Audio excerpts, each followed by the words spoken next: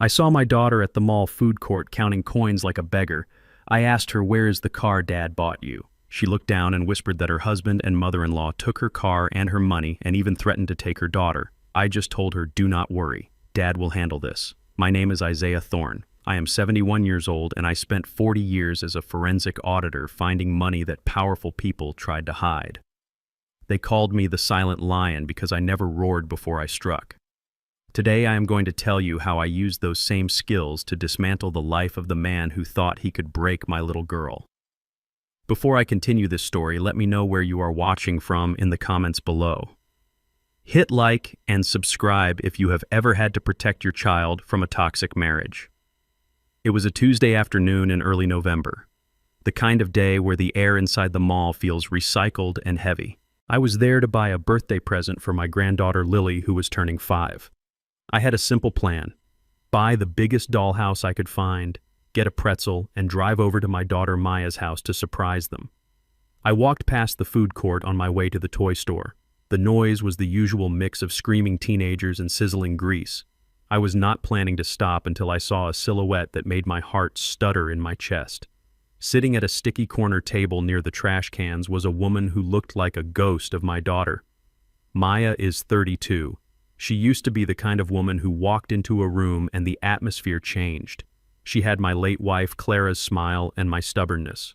But the woman at that table was hunched over. Her shoulders were pulled in tight like she was trying to disappear. Beside her was my granddaughter Lily, staring hungrily at a family eating a pepperoni pizza at the next table. I stopped.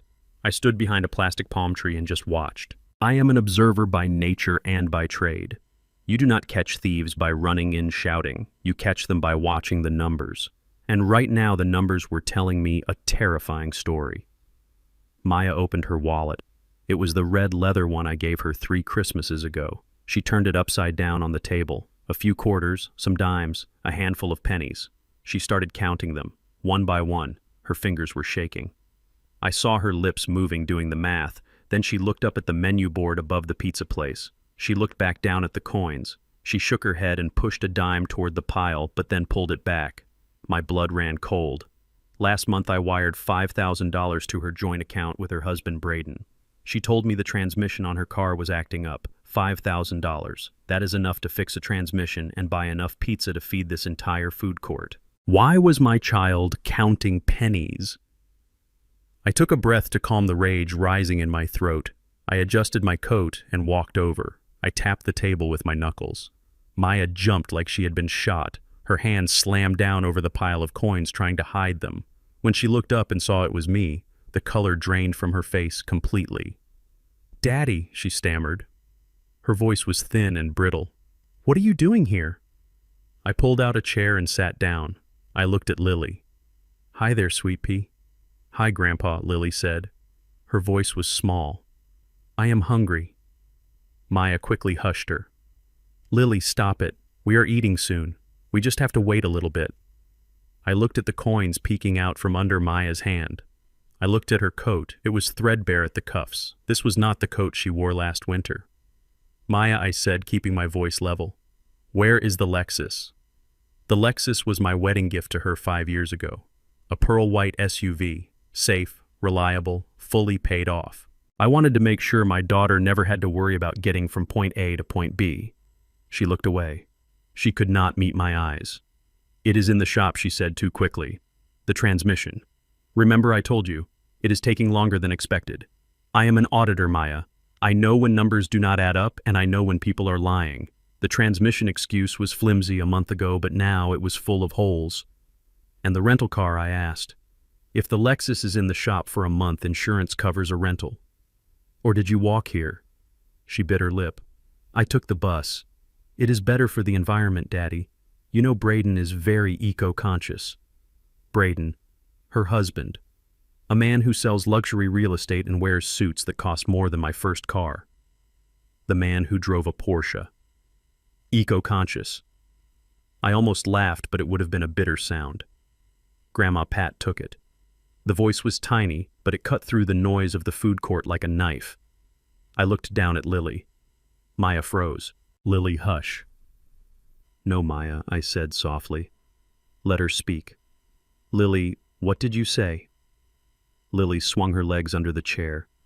Grandma Pat took Mommy's car. She said her car smelled like dog, so she needed Mommy's car to go to the spa, and Daddy said we have to take the bus because gas is expensive. The silence at our table was heavy. I looked at Maya. She was crying now. Silent tears rolling down cheeks that looked too hollow. Is this true, Maya? She nodded slowly, defeated. Patricia sold her Mercedes last week to pay off some things. She needed a car.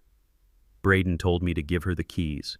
He said family helps family, and the $5,000 I sent you. Braden said we needed to invest it. Maya whispered. He said if I kept spending money on car repairs, we would never be rich. He took it, Daddy. He takes everything. She looked around nervously as if Braden might jump out from behind the Sparrow counter. He checks the receipts, she said, her voice trembling. If I spend more than $5 on lunch, he gets angry. He says I'm wasting the family fortune. I felt a coldness settle over me. It was a familiar feeling. It was the feeling I used to get when I opened a ledger and found $1 million missing. It was the feeling of focus, the feeling of the hunt. They took her car. They took her money. And now they had her sitting in a mall counting pennies while they drove my car and spent my money. I stood up. Daddy, please do not be mad. Maya begged, grabbing my sleeve. Do not say anything to him. He will be so angry.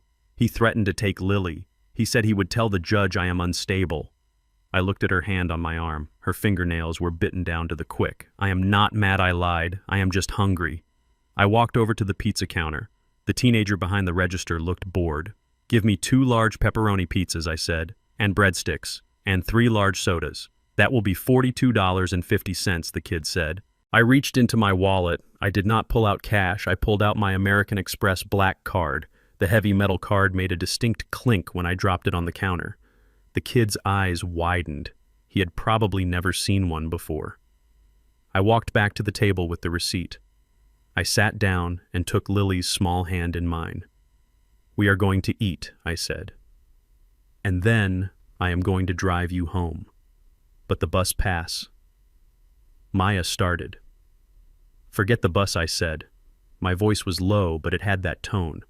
The tone that used to make CEOs sweat in their boardrooms. You are my daughter. You do not take the bus when your father is in town. We ate in silence.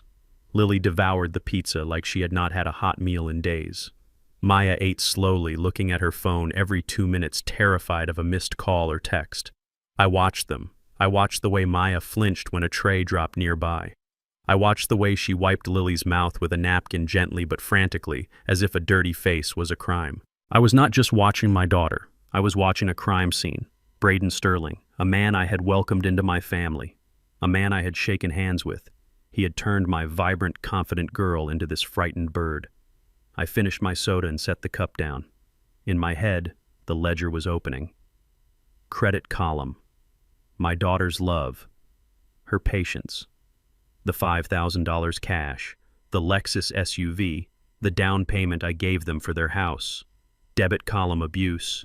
Theft. Humiliation. Fear. The books were unbalanced. And if there is one thing Isaiah Thorne does not tolerate, it is unbalanced books. I looked at Maya. She was packing the leftover pizza into her purse, wrapping it in napkins. Save it for later, she whispered.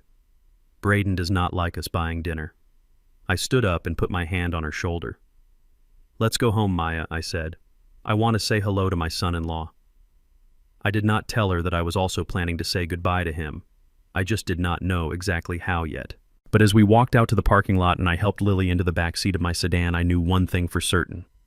The man who stole my daughter's car was about to pay a price much higher than the Blue Book value. The drive to the subdivision was quiet, but it was the kind of quiet that screams. Maya sat in the passenger seat staring out the window at the passing suburban landscape while Lily hummed a song in the back seat, oblivious to the tension that made the air inside my sedan feel thick enough to choke on. We pulled into the driveway of the house at 42 Oak Creek Lane. It was a stately colonial with white pillars and a manicured lawn. A beautiful house. A family home. When Maya and Braden bought it 3 years ago, I wrote a check for $80,000 to cover the down payment. I remember handing it to Braden. He had hugged me. Then his grip firm, his smile bright, saying he would work day and night to fill this house with joy. Now, as I put the car in park and looked at the structure, I did not see a home.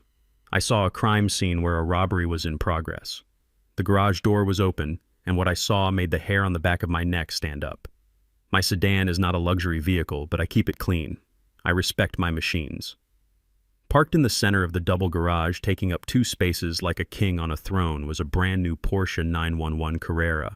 It was silver and gleaming under the fluorescent lights. The sticker was still visible on the side window. That car cost more than my first house. It screamed arrogance. It screamed new money. But what made my hands tighten into fists was what sat next to it.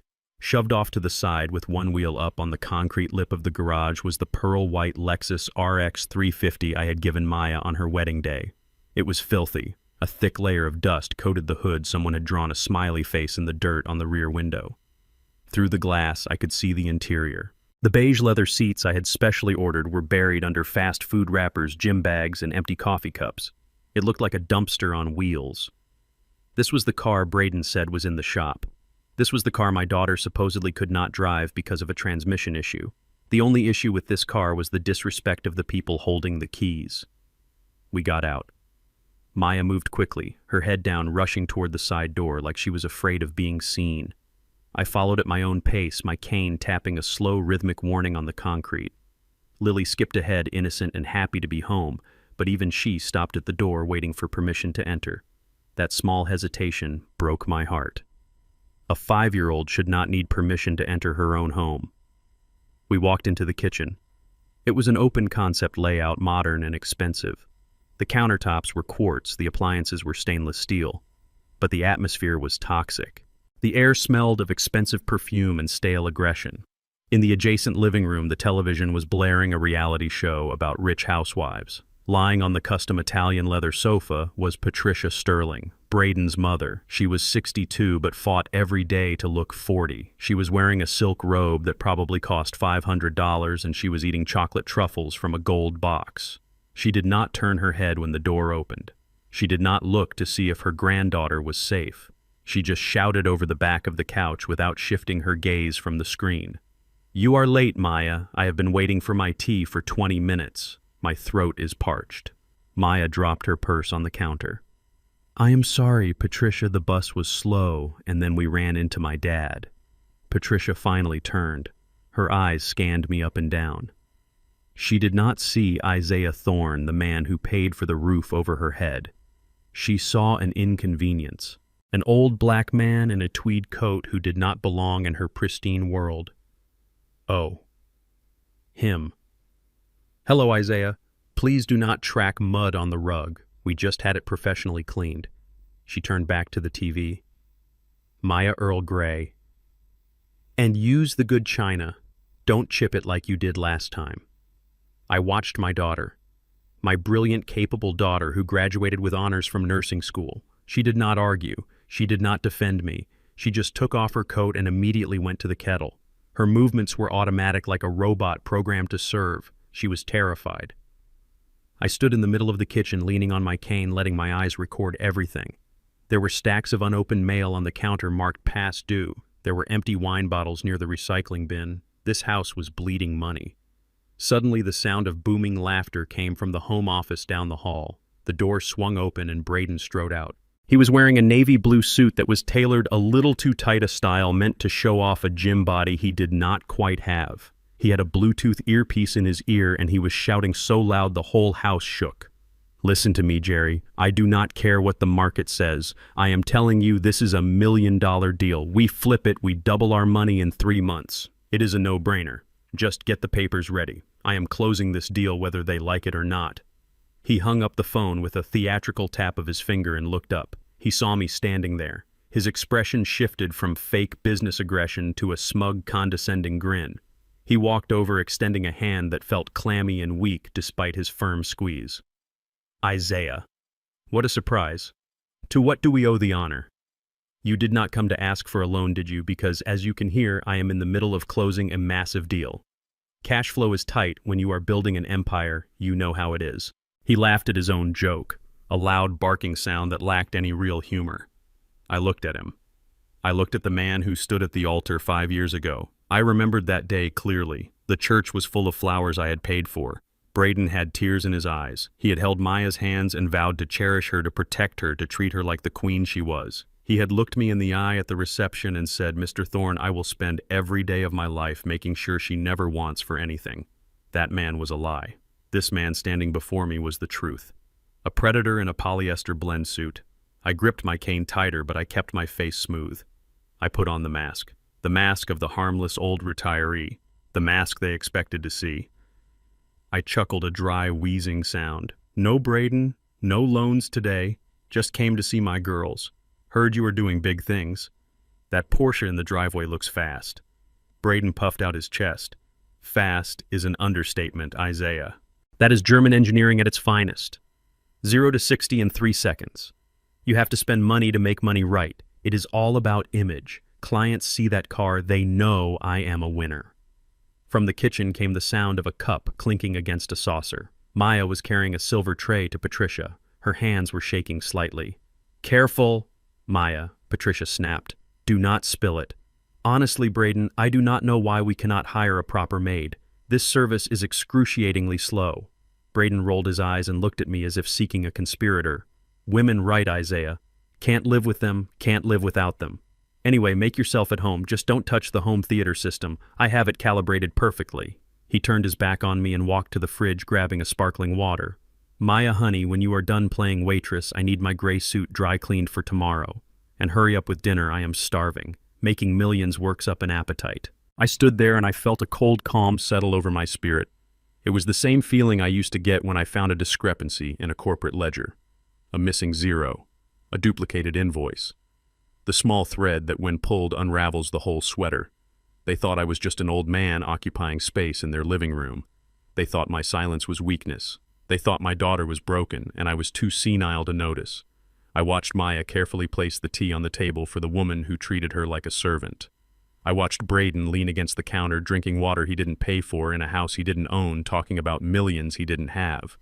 I smiled. It was a small, polite smile. "That is quite a car, Braden," I said softly. "Must have cost a fortune to insure." Braden waved his hand dismissively. "Peanuts, Isaiah. When you operate at my level, you do not worry about the small change." Small change. My daughter was counting pennies at the mall an hour ago. I walked over to the sofa and sat down on a chair that looked too fragile to hold me. I rested my chin on my hands on top of my cane. "You are right, Braden," I said, my voice raspy and slow. "I am just an old man living on a pension. I do not understand high finance like you do." Patricia snorted from the couch, sipping her tea. "At least he admits it." I closed my eyes for a second, taking a mental snapshot of the room. The expensive TV, the new car keys on the counter, the fear in my daughter's eyes, the disdain in my son-in-law's voice. I had seen enough. The audit had begun, and unlike the IRS, I did not offer payment plans for moral bankruptcy. I opened my eyes and looked at Braden. "Actually, son," I said, "I was thinking. Since you are doing so well, maybe you could help me with something. I have been thinking about selling my house. It is too big for me now. I have about $500,000 in equity sitting there doing nothing. I was thinking I might need someone smart to help me invest it." The room went silent. The only sound was the reality show on TV. Braden stopped drinking. Patricia lowered her teacup. They looked at each other. I saw the greed flash in their eyes like a neon sign. It was instantaneous. The predator instinct kicking in. $500,000, Braden asked, his voice suddenly dropping an octave, trying to sound serious and professional. "Well, Isaiah," he said, walking over and sitting down across from me, leaning in close. "You know family always comes first. I would hate to see you get scammed by some bank. I could definitely take a look at your portfolio." I smiled inside. The trap was set. They thought they were the hunters. They had no idea they had just invited the lion into the den. Dinner was served at 7 o'clock sharp in a dining room that felt more like a courtroom than a place for family. The table was a long slab of polished mahogany that probably cost more than my first car. Braden sat at the head of the table like a king holding court. Patricia sat to his right, acting the part of the Queen Mother. Maya had set a place for me on the side next to Lily's high chair. It was a clear message. I was not a guest of honor. I was a spectator. Maya brought out the food. She had roasted a chicken with rosemary and garlic and made mashed potatoes from scratch. It smelled like home. It smelled like the Sunday dinners Clara used to make when Maya was little. My daughter looked exhausted. Her apron was stained and there was a smudge of flour on her cheek that she had not noticed. She served Braden first, then Patricia, then Lily. She served me last. When she finally sat down, she did not put any chicken on her own plate, just a small scoop of potatoes and some green beans. I watched Braden dig in. He did not say thank you. He did not look at his wife. He just started eating, talking with his mouth full about some client who was wasting his time. Patricia took a small bite of the chicken. She chewed it slowly, her face twisting slightly as if she was tasting something sour. She put her fork down with a loud clatter against the fine china. "Maya dear," she said, her voice dripping with that fake sweetness that makes your teeth ache. "This chicken is certainly flavorful."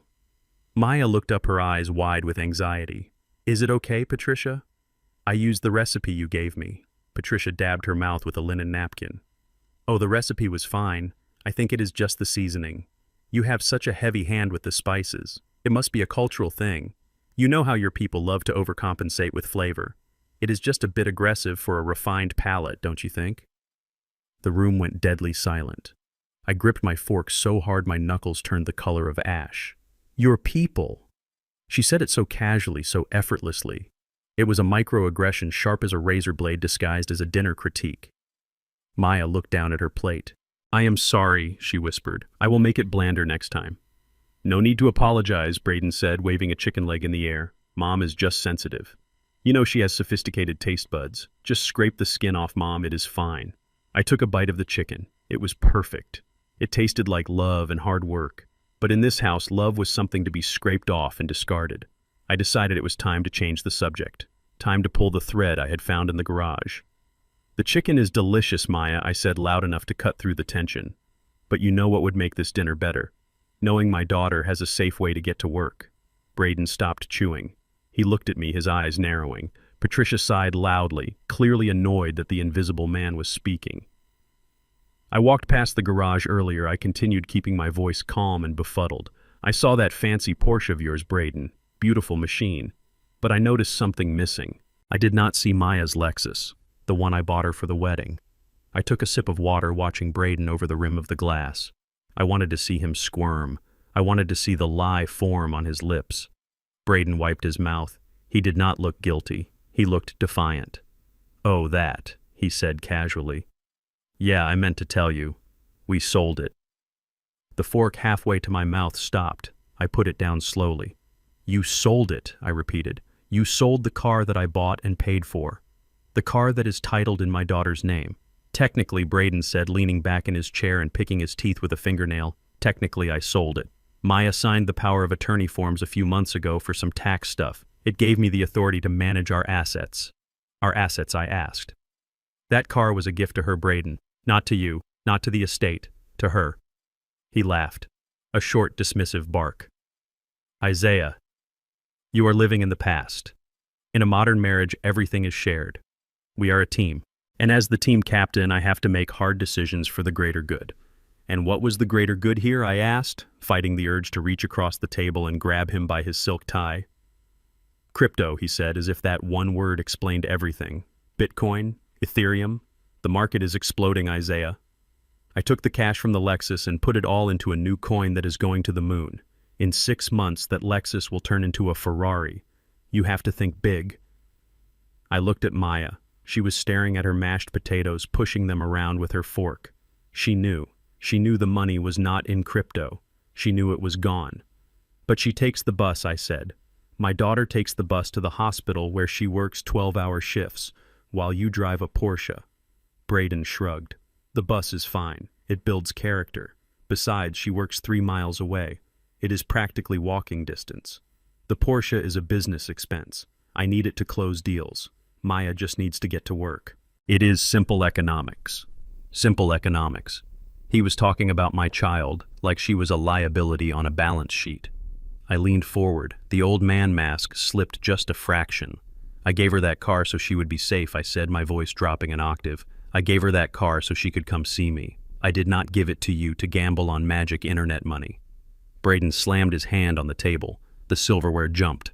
Lily whimpered in her high chair. Watch your tone, Isaiah Braden snapped.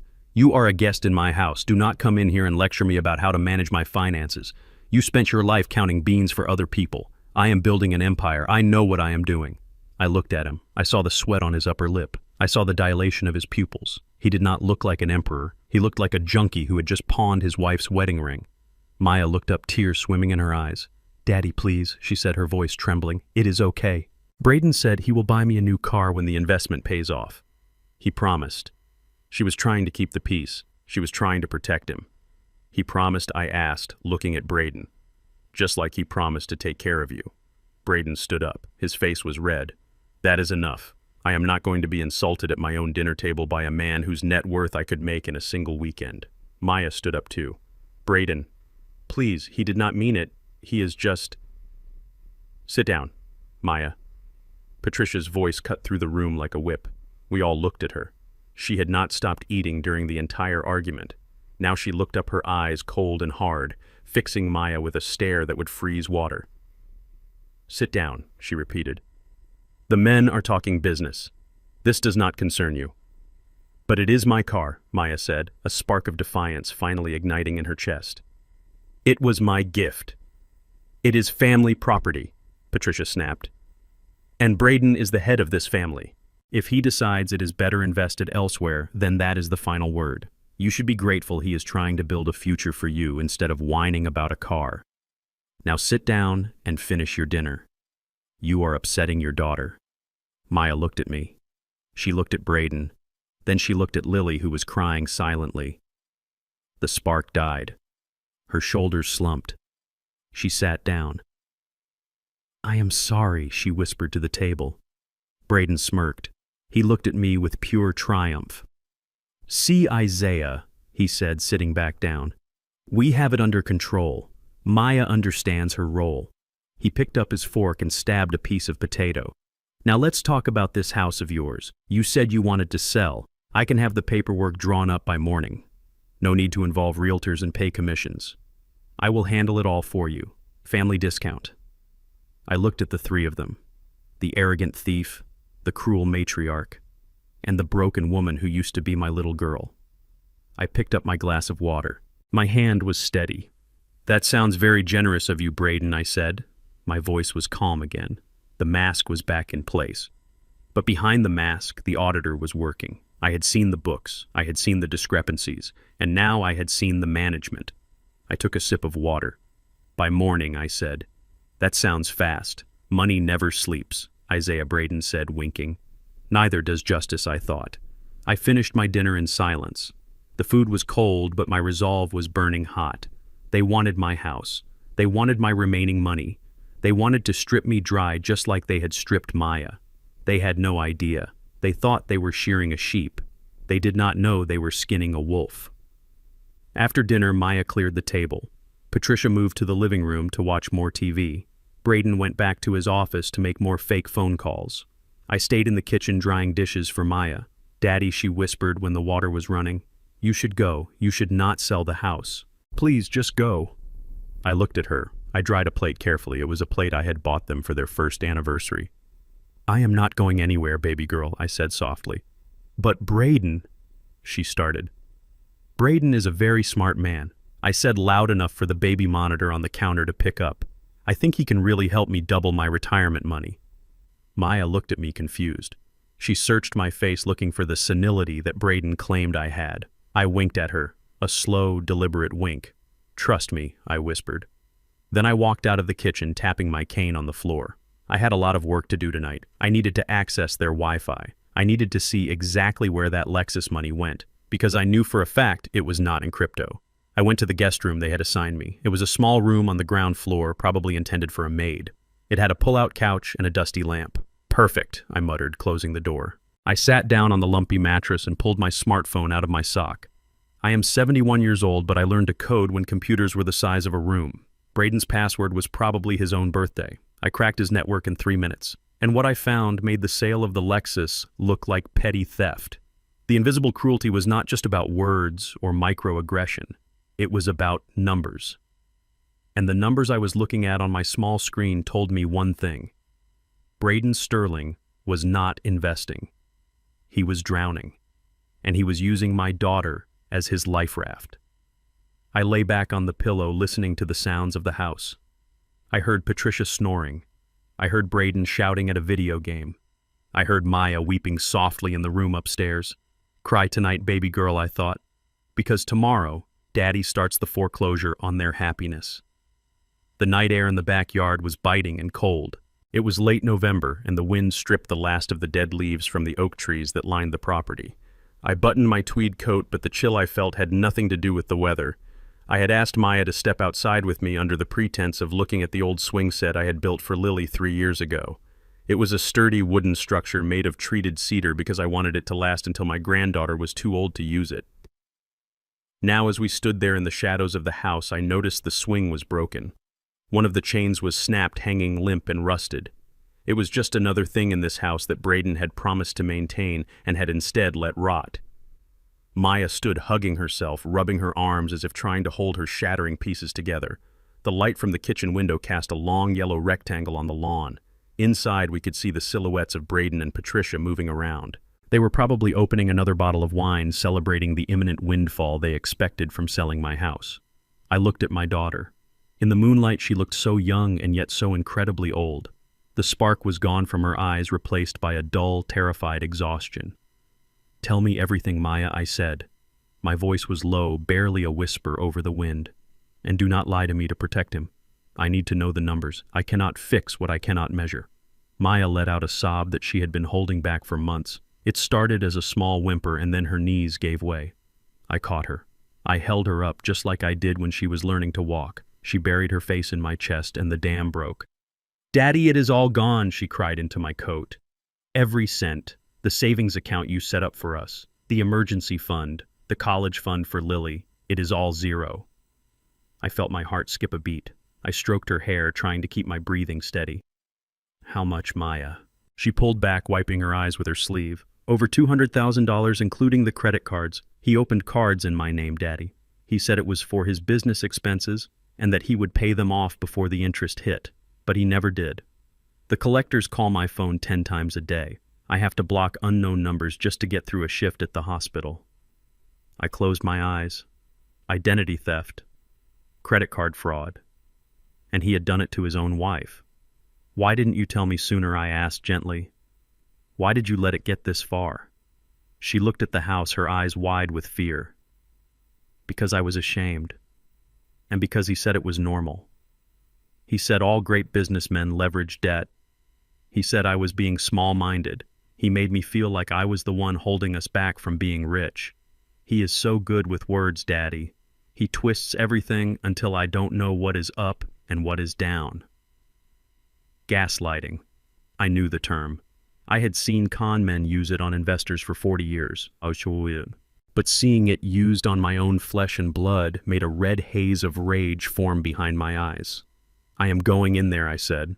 My voice was no longer the voice of a 71-year-old retiree. It was the voice of a man who had cleared construction sites with a baseball bat in his youth. I turned toward the back door, my grip on my cane tightening until the wood groaned. I was going to walk into that kitchen and I was going to beat Braden Sterling until he understood the meaning of debt repayment. I was going to drag him out of my daughter's house and throw him into the street where he belonged. Daddy No Maya threw herself in front of me, blocking my path. She grabbed my lapels, her face twisted in panic. "You cannot go in there like that. You do not understand. He has a plan for that too." I stopped. I looked down at her. "What plan, Maya? What can a bankrupt liar do to me?" "He threatened me," she whispered, and her voice was shaking so hard I could barely hear her. "Last week when I told him I wanted a divorce, he laughed. He told me to go ahead. He said he would hire the best lawyers in the city. He said he would paint me as an unstable, overworked nurse who cannot provide a stable home." I scoffed. "He has no money for lawyers, Maya. And you are a model mother. No judge would believe him." "That is not all," she said. She looked down at the ground, unable to meet my eyes. "He said he would take Lily. He said the courts would never give custody to a single mother living in a rented apartment supported by an old black man." The world stopped. The wind stopped. The only sound was the blood rushing in my ears like a freight train. "What did you say?" I asked. My voice was deadly calm. He said the Sterlings are a pillar of the community, Maya sobbed. He said his mother is a respected socialite. He said the judge will look at them and then look at us, at you, and they will choose the family that looks right. He said you are just an angry old black man from the South Side and that no family court in this county will trust you to raise a mixed-race child better than a wealthy white grandmother. The words hit me like physical blows. They were not just insults, they were a weapon. Braden was using the color of my skin and the gray in my hair as a cage to trap my daughter. He was banking on systemic prejudice to keep his victim silent. He was telling my daughter that her heritage was a liability and that my love was worth less than his mother's image. I looked up at the window. I saw Braden laughing, his head thrown back. I saw Patricia sipping her wine. They looked so comfortable, so safe in their arrogance. They thought they owned the world. They thought they owned us. For a moment I wanted to kill him, truly end him. But then the rage shifted. It cooled. It condensed into something hard and sharp as a diamond. I am an auditor. I deal in facts.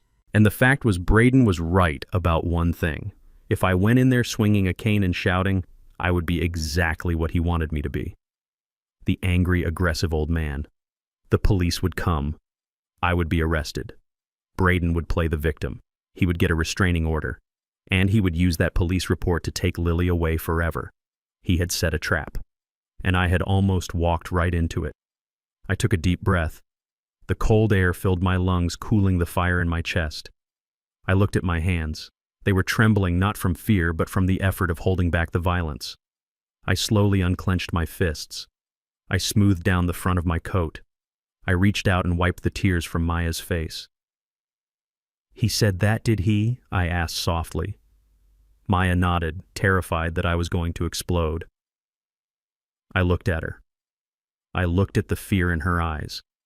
And I decided right then and there that Braden Sterling was not going to get a divorce. That would be too easy. A divorce is a legal proceeding. What I was going to give him was an execution. I pulled Maya into a hug. I held her tight, letting her feel the strength that still lived in my old frame. "Listen to me, Maya," I said into her ear. "You are right. We cannot fight him with anger. He expects anger. He is ready for anger." "Then what do we do?" she whispered. I pulled back and looked her in the eye. I put a smile on my face. It was not a nice smile. It was the smile a lion gives right before it crushes a spine. "We give him exactly what he wants," I said. "He wants a senile old father-in-law with money to burn. I will be that man. He wants a submissive wife who signs whatever he puts in front of her. You will be that woman." "But Daddy—" "Hush, child. You trust me, don't you?" She nodded. "Then dry your eyes. We are going back inside, and you are going to apologize to Patricia for taking so long. You are going to make Braden a cup of coffee. And I looked at the kitchen window one last time. "I am going to help your husband become the millionaire he thinks he is." Maya looked confused. "Help him? Why would you help him?" "Because surely Braden knows that the higher you climb, the harder you fall," I said. "And I am going to lift him up so high that when I kick the ladder out from under him, he will not just break a bone, he will shatter into dust." I took her arm. "Come on, put your mask back on, baby girl. The show is just starting." We walked back toward the house. The wind was still cold, but I did not feel it anymore. I was numb with purpose. Braden had made a fatal error. He had threatened my blood. He had insulted my dignity. And he had underestimated my intelligence. He thought race and age were his shield. He was about to find out that they were my camouflage. We stepped into the kitchen. The warmth hit us instantly. "There you are," Patricia called out from the living room. "Did you get lost in the dark, Isaiah?" I was about to send a search party. I walked into the living room, leaning heavily on my cane, making my hands shake just a little. "I am sorry, Patricia," I said, my voice trembling with fake age. "My old legs aren't what they used to be. Maya was just helping me walk it off." Braden looked up from his phone. He looked at Maya's red eyes. "Is everything okay, babe?" he asked suspiciously. "You look like you have been crying." I stepped in before Maya could answer. "She is just emotional, son," I said, patting Maya's hand. "She is so happy that you are willing to help me with my investments." She was crying tears of joy because she knows her old dad is going to be taken care of by such a smart businessman. Braden's suspicion vanished instantly, replaced by that greedy smirk. "Ah, well," Braden said, puffing out his chest. "That is what family is for, Isaiah. We take care of each other." I smiled at him. I looked at his neck, exposed and vulnerable above his expensive tie. "Yes, we do, son," I said. "We certainly do." I sat down on the couch. "So, Braden," I said, "about that house sale. If we want to get the money fast to invest in your crypto deal, maybe we should start the paperwork tonight. I have the deed in my bag." Braden's eyes lit up like a Christmas tree. He jumped up. "I will get my laptop," he said. I watched him run to his office. I watched Patricia smile smugly at her reflection in the darkened window. I watched Maya go to the kitchen to make tea, her back straight, her resolve hardening. I sat back and closed my eyes. The audit was over. The verdict was guilty. Now it was time for the sentencing. And in my court, the sentence for hurting my daughter was life without parole. I walked back into the living room and I let the years crash down on my shoulders. In the garden, I had stood tall, my spine straight with the resolve of a man going to war. But as I crossed the threshold into the warmth of that toxic house, I shrank. I rounded my back. I let my hand holding the cane tremble just enough to be noticeable. I shuffled my feet, dragging my left heel slightly on the expensive hardwood floor. It was a performance I had perfected over years of undercover audits where the best way to catch a thief was to look like a victim they could easily exploit. Braden was back on the sofa, scrolling through his phone with a bored expression, while Patricia was examining her cuticles with the intensity of a diamond appraiser. When they heard my shuffling steps, they looked up. The annoyance was instant and undisguised. It was written in the set of Braden's jaw and the slight flare of Patricia's nostrils. They looked at me like I was a stray dog that had wandered back in after being kicked out. I made my way to the armchair, the one in the corner that looked uncomfortable and stiff. I lowered myself into it slowly, letting out a long, wheezing groan that I knew would grate on their nerves. I saw Braden roll his eyes and exchange a look with his mother. That look said it all. How long is he going to stay? How do we get rid of him? I rested my chin on my cane and looked at Braden with wide, watery eyes. I put on a smile that was equal parts apologetic and admiring. "Braden," I said, my voice raspy and weak. "I have been thinking about what you said at dinner, about that car, that Porsche." Braden sighed, not bothering to look up from his screen. "What about it, Isaiah? Do not tell me you are going to lecture me about gas mileage again." No, I said, quickly shaking my head. "I was just thinking. A man who can afford a machine like that, he must really know how the world works. I mean, I spent 40 years looking at spreadsheets, but I never made enough to buy a car that goes 0 to 60 in 3 seconds. You must have a real gift, son." The change in the room was subtle at first, but I felt it. Flattery is a drug to narcissists, and I had just injected a massive dose straight into Braden's ego. He lowered his phone. He sat up a little straighter. The annoyance in his face smoothed out, replaced by a smug satisfaction. "Well," he said, adjusting his cuffs, "it is not just a gift, Isaiah. It is about mindset. You have to be willing to take risks. You have to see opportunities where other people see fear. That is why I drive a Porsche, and you drive, well, whatever that sedan is out there." I nodded vigorously, playing the part of the eager student. "That is exactly it," I said. "Fear. I have always been too afraid. I kept my money in low-yield savings accounts. I bought bonds. I played it safe. And look at me. I am 71 years old, living alone in a big empty house with a retirement fund that barely keeps up with inflation." I paused, letting the silence hang in the air for a moment. I looked at the floor as if ashamed of my financial mediocrity. "Maya and I were talking outside," I continued, "and I realized something. I am tired, Braden. I am tired of maintaining that big house. The roof needs work. The lawn is too much for my old knees. I think it is time I simplify my life." Patricia finally looked away from her nails. Her ears had pricked up at the mention of the house. "What do you mean, simplify?" she asked, her voice sharp and probing. I looked at her, then back to Braden. "I think I want to sell it," I said. "I want to sell the house and move into Shady Pines. You know that assisted living place downtown? It is small, but they have nurses, and I will not have to worry about mowing the lawn anymore." The room went deadly quiet. I could practically hear the gears turning in Braden's head. He was doing the math. "Sell the house," he repeated slowly. "But Isaiah, the market is soft right now. You might not get what you think it is worth." "Oh, I know," I said, waving a hand dismissively.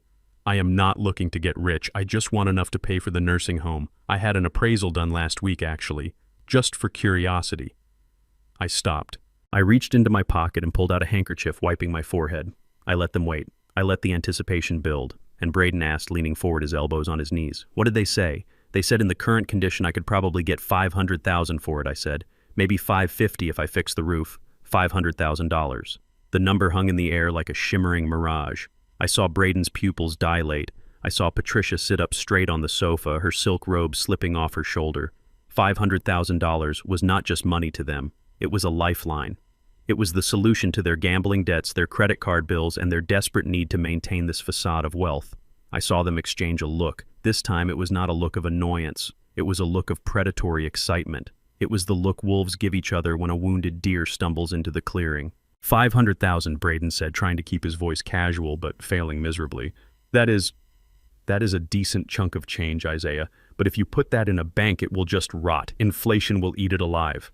That is what I am worried about, I said, looking helpless. I do not know what to do with it, Braden. I am just an old man. If I put it in the bank, I will probably just spend it on medicine. I was hoping maybe you could help me. Me, Braden asked, pointing to himself. Yes, I said. You are the financial genius in the family. You are the one making millions in crypto. I was thinking, if I sell the house, maybe I could give the money to you. You could invest it for me. Maybe put it in that Bitcoin thing you were talking about. I would trust you more than some stranger at the bank. The trap was sprung. The bait was taken. Braden stood up. He walked over to my chair and put a hand on my shoulder. His grip was firm, now friendly. It was the handshake of a con man closing a deal. Dad, he said, using the word for the first time since the wedding. I am touched. Really. That shows a lot of foresight. Most people your age just hoard their cash, but you are thinking about the future. He looked at Patricia. Mom, what do you think? Should we help him? Patricia stood up and walked over, her face transformed by a smile so wide and fake it looked painful. Of course we should help him, she cooed. We are family after all. Isaiah, it would be our honor to manage your estate. Braden is a wizard with these things. He will turn that $500,000 into $1 million before you know it. I smiled a weak, grateful smile. Thank you, I said. Thank you so much. You do not know what a relief that is. I was so worried about being a burden. Oh, never, Patricia said, patting my arm. You are never a burden, Isaiah. Can I get you something? A glass of wine. Some tea. Maya, make your father some tea. And use the fresh honey, not the cheap stuff. Maya was standing in the doorway holding a tray. She looked pale. She knew I was lying. She knew I did not trust Braden with a dime, let alone $500,000. She looked terrified that I had finally lost my mind. I caught her eye. I gave her a microscopic nod, just enough for her to see. I will get the tea, Maya said, her voice shaky. I leaned back in the chair, letting out a sigh of relief. There is just one thing, I said. Anything Dad, Braden said. He was practically bouncing on the balls of his feet, already spending the commission in his head. I need to get the paperwork ready, I said. The deed, the title, transfer, the power of attorney. It is a lot of reading, and my eyes, well, they are not what they used to be. And the lawyer said it might take a few days to draft everything up. I looked around the room. I was wondering, since I am going to be selling my place anyway, could I stay here for a few days? Just until we get this paper signed and the money transferred. I do not want to be alone in that big house while I am making such big decisions. I feel safer here. With you. I held my breath. This was the pivot point. If they sent me to a hotel, I would lose my access. I needed to be inside. I needed to be on their Wi-Fi, hearing their conversations, accessing their physical files. Braden looked at Patricia. I saw a flicker of hesitation. They did not want me here. I cramped their style. I smelled like old age and judgment. But then they looked at the imaginary pile of cash sitting on the table. $500,000. The greed won. It always wins. Of course you can stay, Patricia said, clapping her hands together. Stay as long as you need. We have the guest room downstairs. It is cozy. It is perfect for you. And I can help you with the papers, Braden added. I know some great lawyers. We can fast-track everything. We can probably have the house listed by Monday and the cash in your account, our management account, by the end of the month. That would be wonderful, I said, closing my eyes. You are good children. Very good children. Braden patted my shoulder again. Get some rest, Isaiah. You look tired. We will handle everything in the morning. I watched them walk back to the kitchen. I saw Braden fist pump the air when he thought I wasn't looking. I saw Patricia do a little shimmy of excitement. They were celebrating. They thought they had just won the lottery. They thought they had just convinced a senile old man to hand over his life savings. I sat there in the corner listening to their hushed, excited whispers. "He is going to do it," Braden whispered. "$500,000, Mom. That covers the gambling debt and leaves enough to buy into the new development. We are saved." "He is so out of it," Patricia whispered back. "Did you see his hands shaking? He won't even notice if we take a 10% management fee, or 20. I closed my eyes and let my head drop to my chest like I was dozing off, but behind my eyelids my mind was razor sharp. They had let the fox into the henhouse because they thought the fox was toothless. I waited until they went upstairs. I waited until the house was dark and silent. Then I opened my eyes. The shaking in my hands stopped. The hunch in my back straightened. I stood up silently.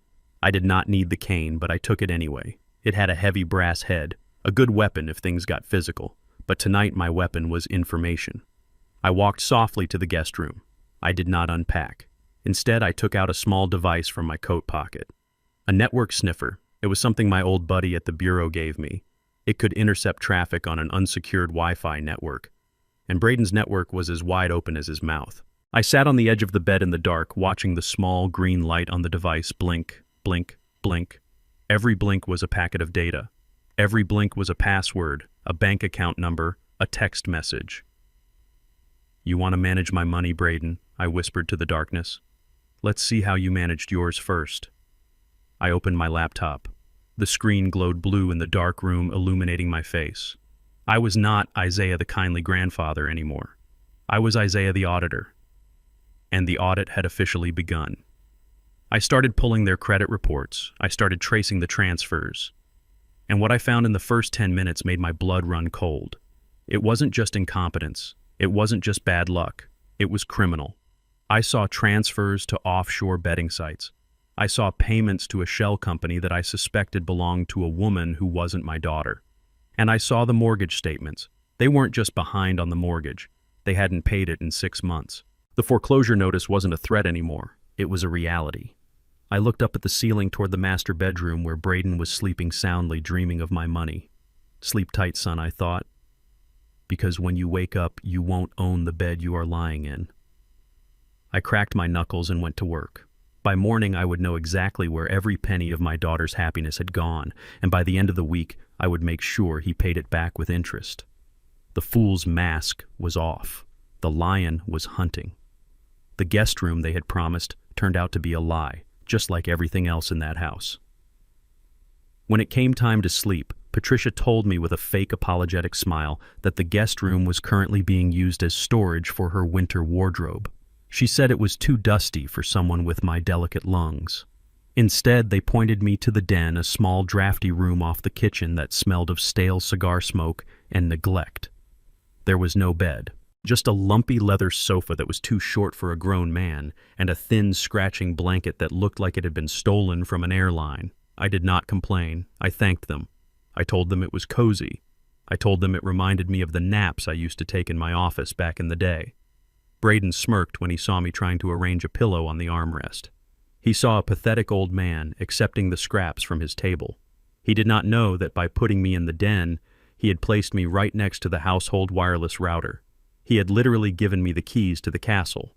For the first 2 days, I did nothing but watch. I became part of the furniture.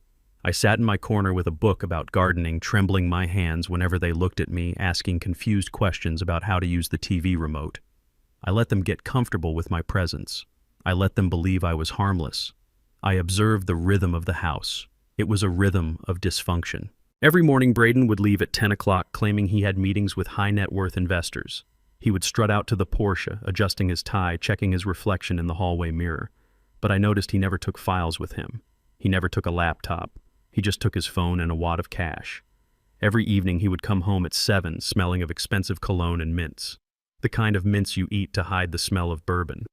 He would complain about how hard he worked, how exhausting it was to carry the weight of the family financial future on his shoulders. Patricia would coo over him, rubbing his shoulders, telling Maya to hurry up with dinner because the breadwinner was hungry. And Maya, my poor sweet Maya, would run around serving them, trying to keep Lily quiet, trying to make herself invisible. But the real action happened at night. On the third night, I waited until the house was silent. The grandfather clock in the hall struck 2. I heard the rhythmic snoring of Patricia from upstairs. I heard the silence from the master bedroom. I sat up on the sofa. My back ached, but my mind was electric. I reached into my bag and pulled out my laptop. It was a high-end machine, not the relic they thought I owned. I booted it up. The screen glowed in the darkness, illuminating the determination on my face. I looked at the router blinking in the corner. Green, green, green. Every blink was a secret. I had learned data security in the 70s and 80s when we had to build firewalls from scratch. I spent 20 years hunting embezzlers who thought they could hide their tracks in complex algorithms. Braden Sterling with his store-bought modem and his ego was not a challenge. He was a warm-up. I accessed the router admin panel. As I suspected, he had never changed the default password. It was simply admin. I was in. I set up a packet sniffer. It is a piece of software that captures the data flowing through a network. It shows you every website visited, every login attempt, every unencrypted message. I started filtering the traffic from Braden's laptop and phone. What I found was not an investment portfolio, it was a graveyard of bad decisions. First came the gambling. I saw the traffic logs for a site called Royal Crown Casino, then another called Crypto Dice. I used his browser cookies to access his history. The numbers made me nauseous. Monday morning, 10:30. While he was supposedly meeting investors, he was logging in. Deposit $500. Loss. Deposit $500. Loss. Deposit $1,000. He wasn't trading, he was chasing. I pulled up his bank statements, which he had foolishly set to remember password on his browser. I saw the transfers, thousands of dollars bleeding out of the account every week. The money I had given them for the house down payment, gone. The money for Maya's car, gone. He was betting on virtual blackjack. He was betting on sports. He was betting on obscure cryptocurrency coins that had no value. He was not an investor. He was a degenerate gambler with a god complex. But then I found something worse, something that made the money seem irrelevant. I saw a recurring payment on Venmo. $300 here, $200 there. The recipient was named Jessica. I dug deeper. I accessed his cloud backup. It took me about 20 minutes to bypass his security question, which was, "What is your favorite car?" The answer was, of course, Porsche. I opened his photo stream. My heart stopped. Then it started beating with a slow, heavy rhythm of pure hatred. There were photos of Braden, but not at meetings. He was at a bar, a dimly lit place with red velvet seats. And on his lap was a woman. She was young, maybe 22, blonde. She was wearing a dress that cost more than my daughter's entire wardrobe. There were timestamps. Last Tuesday, last Friday. Then I found the text messages. "Baby, when are you leaving her? Soon, babe. The old man is finally selling his house. Once I get that check, I am clearing the accounts, and we are going to Cabo." And another one. "She is so boring. She smells like cleaning supplies. I miss your perfume." I sat there in the dark reading the words over and over. She smells like cleaning supplies. My daughter smelled like cleaning supplies because she spent her days scrubbing the floors of the house he lived in for free. She smelled like cleaning supplies because she was trying to make a perfect home for a man who was planning to abandon her. I felt a tear roll down my cheek, not for me, but for Maya, for the years she had wasted, for the love she had poured into a bucket with a hole in the bottom. I took a screenshot. I saved every photo, every text, every bank transfer. I built a folder named The Truth. I wanted to run upstairs. I wanted to drag him out of bed and throw him through the window. I wanted to break his nose. But I stopped myself. Violence is temporary. Poverty is forever. If I hit him now, he would sue. He would play the victim. He would keep the house. He would keep Lily. No. I needed to destroy him completely. I needed to strip him of his money, his reputation, and his freedom. I looked at the Venmo history again. I traced the name Jessica Miller. A quick search on social media found her profile. She was a bottle service girl at a club downtown. And then I saw it. A post from 2 days ago. An ultrasound picture. My sugar daddy is finally going to be a real daddy. So excited for our fresh start. I almost dropped the laptop. A baby. He had gotten his mistress pregnant. This was not just an affair. This was a replacement family. He was building a new life on the ashes of my daughter's future. I closed the laptop. My hands were shaking, but this time it was not an act. It was the adrenaline of the hunt. I looked at the router blinking in the corner. It was no longer just a piece of plastic. It was the witness box. And Braden had just confessed to everything. I lay back on the lumpy sofa. The smell of stale cigars didn't bother me anymore. I stared at the ceiling. You want to go to Cabo, son, I thought. I will send you somewhere. But it won't be Cabo. And they don't serve margaritas where you are going. I closed my eyes, but I didn't sleep. I spent the rest of the night planning. I needed a lawyer, a real shark, not the family attorney Braden used. I needed someone who ate guys like Braden for breakfast. And I needed to protect Maya. I couldn't tell her yet. If she knew about the baby, she would break. She would scream. She would confront him too early. I had to be strong enough for both of us. I had to swallow this poison and hold it inside until the perfect moment to spit it back in his face. Tomorrow I would put on my old man mask again. I would smile. I would sign his papers. I would let him think he had won. Because the higher a man flies, the more beautiful the crash. And Braden Sterling was about to have a very long fall. The fourth day in that house was a Wednesday. It was the kind of gray, overcast day that makes the inside of a house feel like a sealed jar. Braden had left early that morning, claiming he had a breakfast meeting with a venture capitalist from New York. I knew from my laptop tracking that the only capital he was venturing into was a poker table at an underground spot downtown. The house was quiet, but it was not peaceful. It was the silence of a prison block before a riot.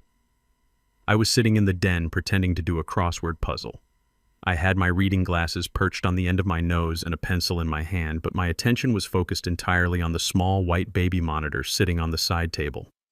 It was an older model that Maya had bought when Lily was born. It transmitted audio with a slight static hiss, but the voices were crystal clear. I had positioned the transmitter unit in the kitchen earlier that morning under the pretense of playing hide-and-seek with Lily. Now it was my wiretap. Through the speaker I heard the sound of running water. Not the rhythmic swoosh of the dishwasher or the hum of the washing machine, but the splashing of water in a sink. I frowned. Why would Maya be washing dishes by hand when they had a state-of-the-art Bosch dishwasher that cost $2,000? Then I heard Patricia's voice. It cut through the static like a serrated knife. Scrub harder, Maya. Look at that collar. Braden cannot wear a shirt with a ring around the collar to a business meeting. What will people think? That he married a slob? I leaned in closer to the monitor. My heart began to thud, a slow, heavy rhythm against my ribs. I am trying. Patricia Maya's voice came through sounding breathless and strained. But the water is freezing. Can't I just use warm water? Or the machine? The delicate cycle is designed for this. I heard the sharp click of Patricia's heels on the tile floor. Absolutely not, Patricia snapped. Do you know how much electricity that machine uses?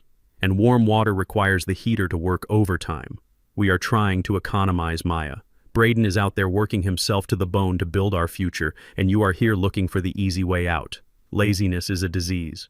I felt the pencil in my hand snap. Laziness. My daughter had worked double shifts in the ER during the flu season. She had raised a child practically alone while Braden played pretend businessman. And now she was standing in a cold kitchen scrubbing shirts for a man who was probably betting her grocery money on a pair of jacks. I wanted to march into that kitchen. I wanted to take those wet shirts and shove them down Patricia's throat, but I stayed seated. I forced my breathing to slow down. I needed more. I needed the full picture. Through the monitor, I heard the sound of scrubbing intensify. I could imagine Maya's hands, her beautiful surgeon's hands, red and raw from the cold water and the harsh detergent. You missed a spot, Patricia criticized. Honestly, I do not know what kind of training you had growing up. I suppose in your father's house you didn't have fine fabrics. Probably just cotton and polyester. You have to treat silk with respect, Maya. It is not like scrubbing a floor. There it was, the dig, the subtle reminder that we were different, that we were less than. I am doing my best, Maya whispered. Do better, Patricia said. And when you are done with the shirts, I want you to mop the hallway. And do it on your knees with a rag. The mop leaves streaks. We have guests coming this weekend to celebrate the house sale, and I want these floors to shine like mirrors. I closed my eyes. On her knees. She wanted my daughter on her knees. It wasn't about cleanliness. It was about dominance. It was about breaking Maya's spirit so completely that she would never dream of leaving. The water stopped running. I heard the back door open and the sound of small feet running in. Lily. Mommy. Mommy, look what I found. It was a leaf or a rock. The treasures of a 5-year-old. Not now. Lily. Patricia barked. Your mother is working. Go play in the living room and take off those shoes. You are tracking dirt everywhere. You are just like your... She stopped herself, but the silence hung heavy. I want to show Grandpa, Lily said. Where is Grandpa? I held my breath. I waited. This was the moment. The way a person speaks to a child about their family tells you everything you need to know about their soul. Patricia sighed. It was a long, exaggerated sound of suffering. Lily, come here. I heard the rustle of fabric. Patricia must have squatted down. Listen to me, sweetie, Patricia said, her voice dropping to a conspiratorial whisper. We do not want to bother Grandpa. He is resting. Old people need a lot of rest. I want to play with him, Lily insisted. He promised to read me a book. Patricia's voice changed. It became colder, sharper. You should not spend too much time with him, Lily. He is different from us. Different, how Lily asked, innocent and confused. He comes from a different world, Patricia said. His people, they have different ways, different habits, louder, less refined. You are a sterling Lily. You have your father's blood. We do not want you picking up bad habits, do we? We do not want you to start talking like him or acting like him. It is better if you stay with me. I will teach you how to be a proper lady. I sat froze in the den. The air conditioner hummed, but I felt a heat rising up my neck that could have melted steel. His people, bad habits. She was poisoning my granddaughter. She was planting the seeds of self-hatred in a 5-year-old mixed-race child. She was trying to bleach the blackness out of her, just like she was trying to bleach the stains out of Braden's shirts. I reached for my phone. I opened the voice recorder app. I had already been recording, but I stopped the file and started a new one. I named it Custody Battle Evidence Number 1. This was it. This was the dagger that would cut Lily loose from that woman forever. No judge in the state would look kindly on parental alienation based on race. I heard Maya's voice. It was trembling, but there was a steel in it I hadn't heard in days. Do not speak to her like that, Patricia. Oh, excuse me, Patricia laughed. Like what? I am just stating facts. Do you want her to grow up confused? She needs to know where she belongs. And looking at this house, looking at our lifestyle, surely you agree she belongs in our world, not his. She belongs to both of us, Maya said. Keep scrubbing. Maya. Patricia snapped. The collar is still dirty. I stood up. I couldn't sit there anymore. If I stayed, I would explode. I needed to intervene, but I needed to do it in character. I put the phone in my pocket. I grabbed my cane. I shuffled to the door of the den and opened it loudly. I let out a loud, dramatic yawn. Oh my, I yelled out. Is it lunchtime yet? I must have dozed off. My stomach is growling like a bear in springtime. I walked into the kitchen. The tension in the room was thick enough to cut with a knife. Maya was standing at the sink, her hands red and dripping soap suds, tears streaming down her face. Patricia was standing over her, looking like a prison warden who had just been interrupted. Lily was standing in the middle of the room, clutching a brown oak leaf, looking confused and scared. I smiled. A big, goofy, senile smile. Hello, ladies, I boomed. Hello, my little flower. What are we doing? Is this a laundry party? Patricia straightened up, smoothing her silk robe. She looked at me with pure disgust. We are busy, Isaiah. Maya is just finishing her chores. Chores, I said, walking over to the sink. I peered at the shirt and the suds. That looks like hard work. Braden must have really been sweating to need that much scrubbing. Maybe he is working too hard. I patted Maya on the shoulder. My hand lingered for a second, giving her a firm squeeze. I felt her tremble. You are a good wife, Maya, I said loud enough for Patricia to hear. A very good wife. Not many women would do this in 2023. Hand washing. That is old school. That is dignity. I turned to Patricia. You know, Patricia, my mother used to wash clothes by hand too, down in Alabama. She washed clothes for white folks to put food on our table. She had hands just like Maya's, rough, red. But you know what? She raised 3 college graduates with those hands. I stared at Patricia. For a second, the mask slipped. My eyes bore into hers. There is a lot of strength in a pair of hands that know how to scrub, I said softly. You would be surprised what those hands can clean up when they decide to. Patricia blinked. She took a half step back, unsettled. She didn't understand what I meant, but she felt the threat in the air. Then I broke the tension. I laughed a wheezing old man laugh. But look at me rambling. I am just hungry. Is there any of that chicken left, or did Braden eat it all? Patricia let out a huff of air, rolling her eyes. Check the fridge, Isaiah, and please do not make a mess. I am going to the spa. Watching Maya work has exhausted me. She turned and walked out of the kitchen, her heels clicking like gunshots. When the front door closed, Maya dropped the shirt into the water. She turned and buried her face in my shoulder. Her hands were freezing cold, soaking my shirt. "Daddy," she sobbed. "I cannot take it," she said. She told Lily. "I know, baby," I whispered, stroking her hair. "I know. I heard." "You heard." Maya pulled back, looking at me in shock. I tapped my ear. "I hear everything, Maya." And I recorded everything. I took her red hands in mine. I rubbed them, trying to bring the warmth back. "Listen to me. That woman thinks she is royalty, but she is just a bully in a silk robe, and bullies always make a mistake. They think their victims are weak." I looked down at Lily, who was hugging my leg. I picked her up, groaning a little for effect, but lifting her high. She said, "I am different," Grandpa Lily said. I looked at my beautiful granddaughter. I kissed her forehead. "You are different, baby. You are special. You have the best of both worlds. And don't you worry about what Grandma said. She is just jealous because she doesn't know how to have fun." I put her down. "Go get your coat, Lily," I said. Maya looked at me. "Where are we going?" "We are going to get ice cream," I said. But Patricia said... "Forget Patricia," I said, my voice hard. "She is at the spa. Braden is gambling, and I am hungry. We are taking the Porsche." "The Porsche," Maya gasped. "But Braden will kill us." "Let him try," I said. "The keys are on the counter. He left them because he took a cab to the casino so he could drink." I walked over and grabbed the keys. The heavy fob felt good in my hand. "I am the one selling my house to fund his dreams, remember?" I said with a wink. "If I want to take a test drive, he isn't going to say a word." Maya looked at the keys. Then she looked at the sink full of soapy water. She wiped her face. "Okay," she said. "Let's go." We walked out to the garage. I helped Lily into the back of the Porsche. I sat in the driver's seat. It was tight, but the leather smelled expensive. I started the engine. It roared to life. I looked at Maya in the passenger seat. "Do not worry about the shirt," I said. "By the time we are done with Braden, he won't need business suits anymore. He will be lucky if he can afford a t-shirt." I backed out of the driveway. As we drove past the spa where Patricia was getting her massage, I honked the horn. Long and loud. It was a small victory. But the war was just beginning. And I had the recording. I had the dagger. And soon I would be the one holding the handle.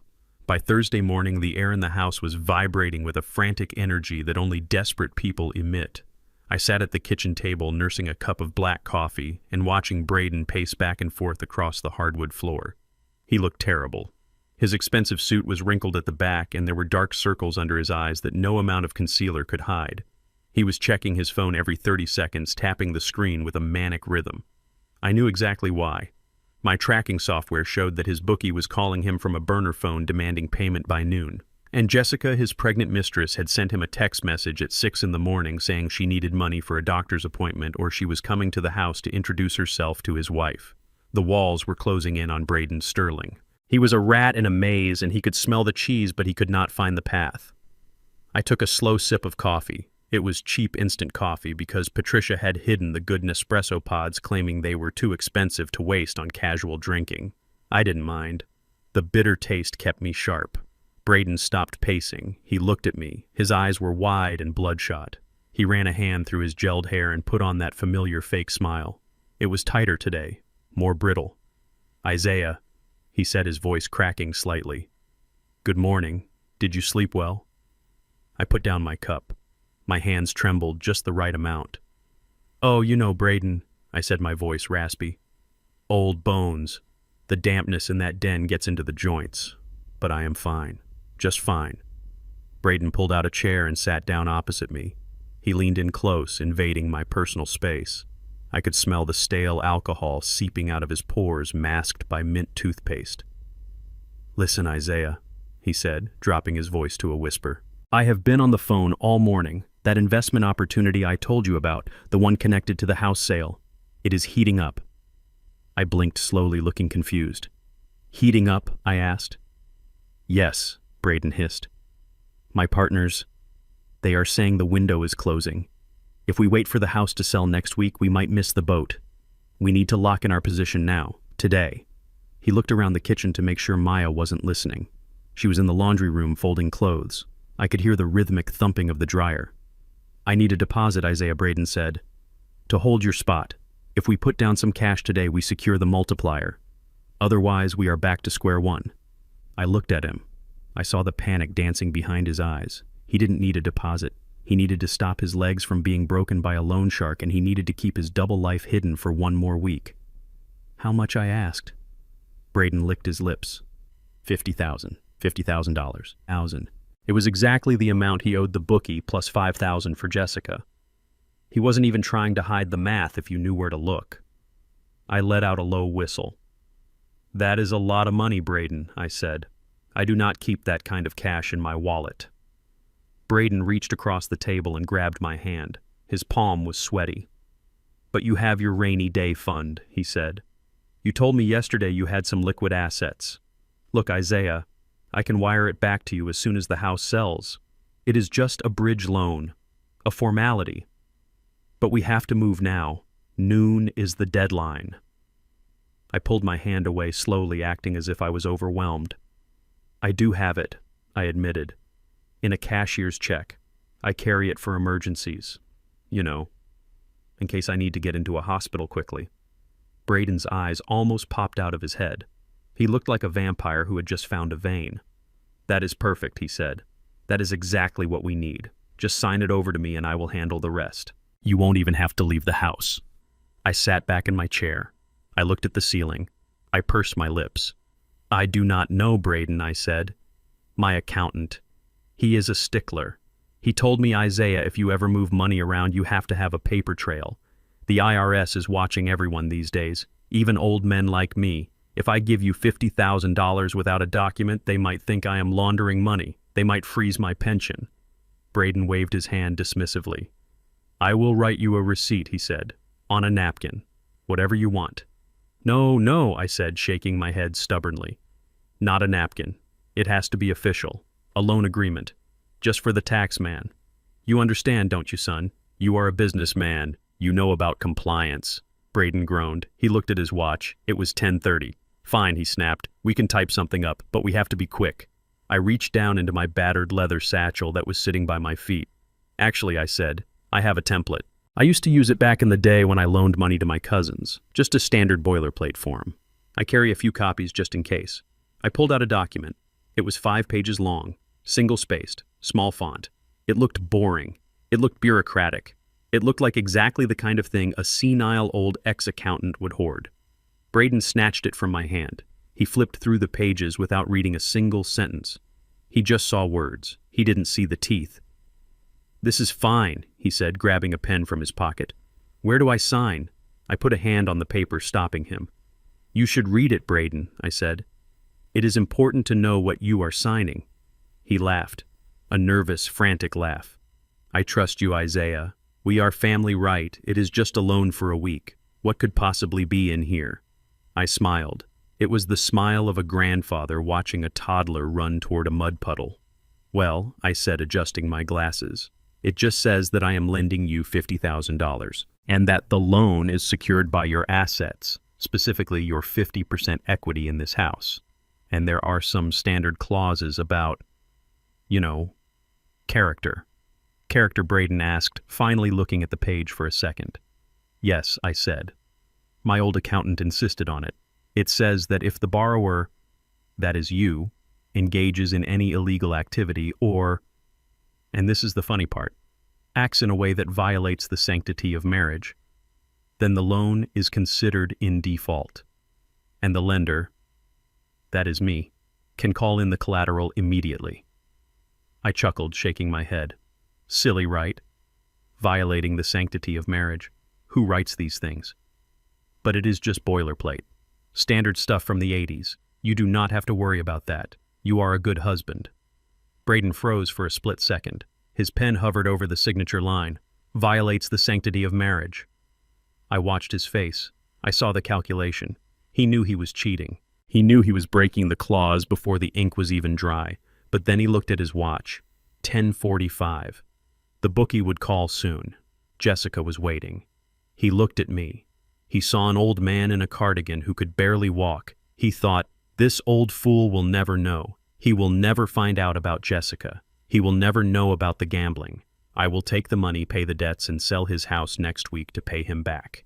He will never read this contract again. Greed and desperation are a potent cocktail. They make smart men stupid, and stupid men reckless. It is just paperwork, Braden said, forcing a laugh. Standard stuff, like you said. He pressed the pen to the paper. He signed his name with a flourish, a big looping signature. There, he said, sliding the document back to me. Done. Now the check. I looked at the signature. It was legally binding. I reached into my bag and pulled out the envelope. I handed it to him. Braden ripped it open. He stared at the cashier's check for $50,000. He kissed it. He actually kissed the paper. You are a lifesaver, Isaiah, he said, jumping up. You just secured your future. I am going to turn this into a fortune. You watch. He grabbed his keys. I have to go deliver this to the partners, he said. I will be back for dinner. Tell Maya not to wait up. He ran out of the kitchen. I heard the front door slam. I heard the Porsche engine roar to life. I sat there in the silence. I picked up the contract. I smoothed the paper. He had not read Clause 4, Section B. In the event of default due to violation of the moral conduct clause, the borrower agrees to forfeit all rights to the collateralized asset, immediately bypassing standard foreclosure proceedings with the outstanding balance accruing interest at a daily rate of 5%. He also hadn't read Clause 7. The lender reserves the right to audit the borrower's personal communications and financial records to verify compliance. He thought he had just signed a receipt. In reality, he had just signed a confession, and he had just signed over his house. Because I already had the proof of the adultery. I had the text messages. I had the photos. Technically, the moment he signed that paper, the loan was in default. He owed me $50,000 plus his half of the house plus interest. I folded the contract carefully and put it back in my bag. Patricia walked into the kitchen. She was wearing a mud mask. Was that Braden? She asked. He seemed in a hurry. Yes, I said, sipping my cold coffee. He went to close the deal. Patricia clapped her hands. Wonderful. Finally, things are looking up. You know, Isaiah, you are smarter than you look. Most people your age just sit on their money until they die. At least you are putting it to use. I smiled at her. Oh, I am putting it to use, Patricia, I said. You have no idea how useful this money is going to be. I am going to get a refill, I said, standing up. I walked to the sink. I looked out the window. I saw the empty driveway where the Porsche had been. Run, Braden, I thought. Go pay your bookie. Go buy off your mistress. It doesn't matter. You are running on a treadmill. And I just unplugged the machine. I washed my cup. The water was cold, but I didn't mind. I felt good. I felt younger than I had in years. There is a specific kind of joy in setting a trap for a predator. It is a righteous joy. Braden Sterling had sold my daughter's car to gamble. Now he had sold me his house to cover his tracks. He just didn't know it yet. I went back to the den. I opened my laptop. I logged into the county clerk's website. I uploaded a digital scan of the contract which I had made with a portable scanner the moment he left the room. I registered the lien against the property. Click. Upload complete. It was done. The house was technically frozen. He couldn't sell it. He couldn't refinance it. He couldn't do anything without my permission. I closed the laptop.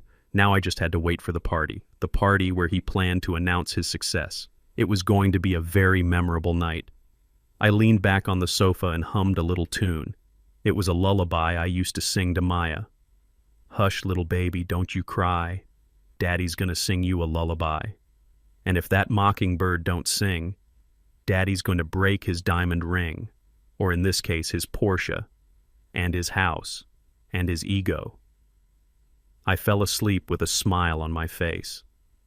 The devil's contract was signed, and the devil was about to collect his due. Friday morning arrived with a deceptive calm. The sky was a bruised purple color threatening rain, but inside the Sterling house the mood was jubilant. Braden had his $50,000. He had deposited the check immediately, and the relief on his face was like a neon sign. He was whistling as he adjusted his tie in the hallway mirror. He told Maya he had a full day of site inspections for the new development. He told Patricia he was going to finalize the paperwork for my house sale. I knew he was lying. My tracking software showed he had an appointment at a high-end jewelry store at 10 and a reservation at a French bistro at noon. He was not meeting business partners. He was meeting Jessica. I told them I was going for a walk to the park to feed the pigeons.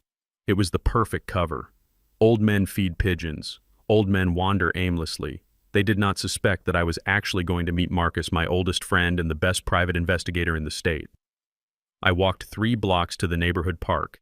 It was empty except for a jogger and a woman walking a poodle. I sat on a bench near the duck pond. 10 minutes later, a gray sedan pulled up. Marcus got out. Scott. He is a big man, quiet and efficient. We worked together for 20 years. He knows where all the bodies are buried because he usually helped me dig up the graves. He sat down next to me. He did not say hello. He just handed me a thick manila envelope. "It is worse than you thought," Ike Marcus said, his voice gravelly and low. I took the envelope. My hands felt heavy.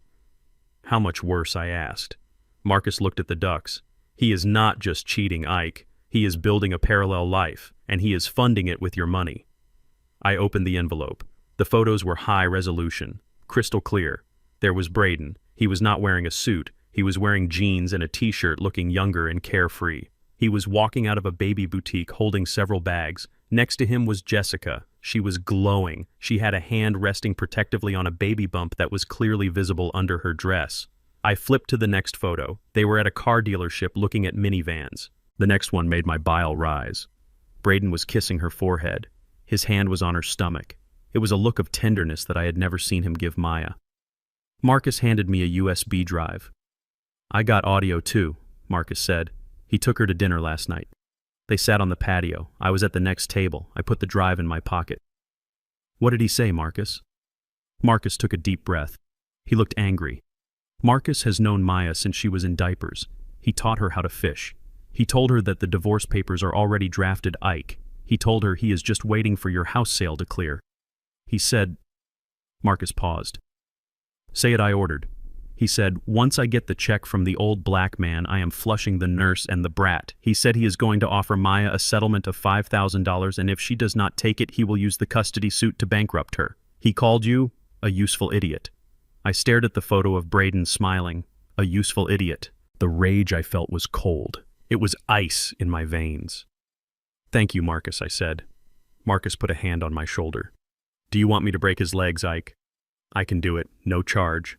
I shook my head. "No. Broken legs heal. I am going to break his life, and I am going to make sure he never puts himself back together." I walked back to the house, clutching the envelope inside my coat. It burned against my chest like a brand. When I got back, the house was quiet. Braden was gone. Patricia was out getting her hair done. Maya was in the living room vacuuming. She was moving frantically back and forth, attacking the carpet, as if she could suck up the misery of her life with the dust. I stood in the doorway watching her. She looked so tired. Suddenly, the vacuum cleaner stopped. Maya knelt down to pick up something from the floor. It was Braden's iPad. He must have left it behind in his rush. As she picked it up, the screen lit up. A notification. I saw Maya freeze. I saw her shoulders stiffen. I walked closer, my cane making no sound on the rug. Maya stared at the screen. Her hand started to tremble. I could see the reflection of the message in the mirror on the wall. It was from Jessica. "See you at lunch, baby. Our son is kicking like crazy today. He knows his daddy is coming." Maya did not move. She did not breathe. She stared at the words, "our son." Then she did something that broke my heart.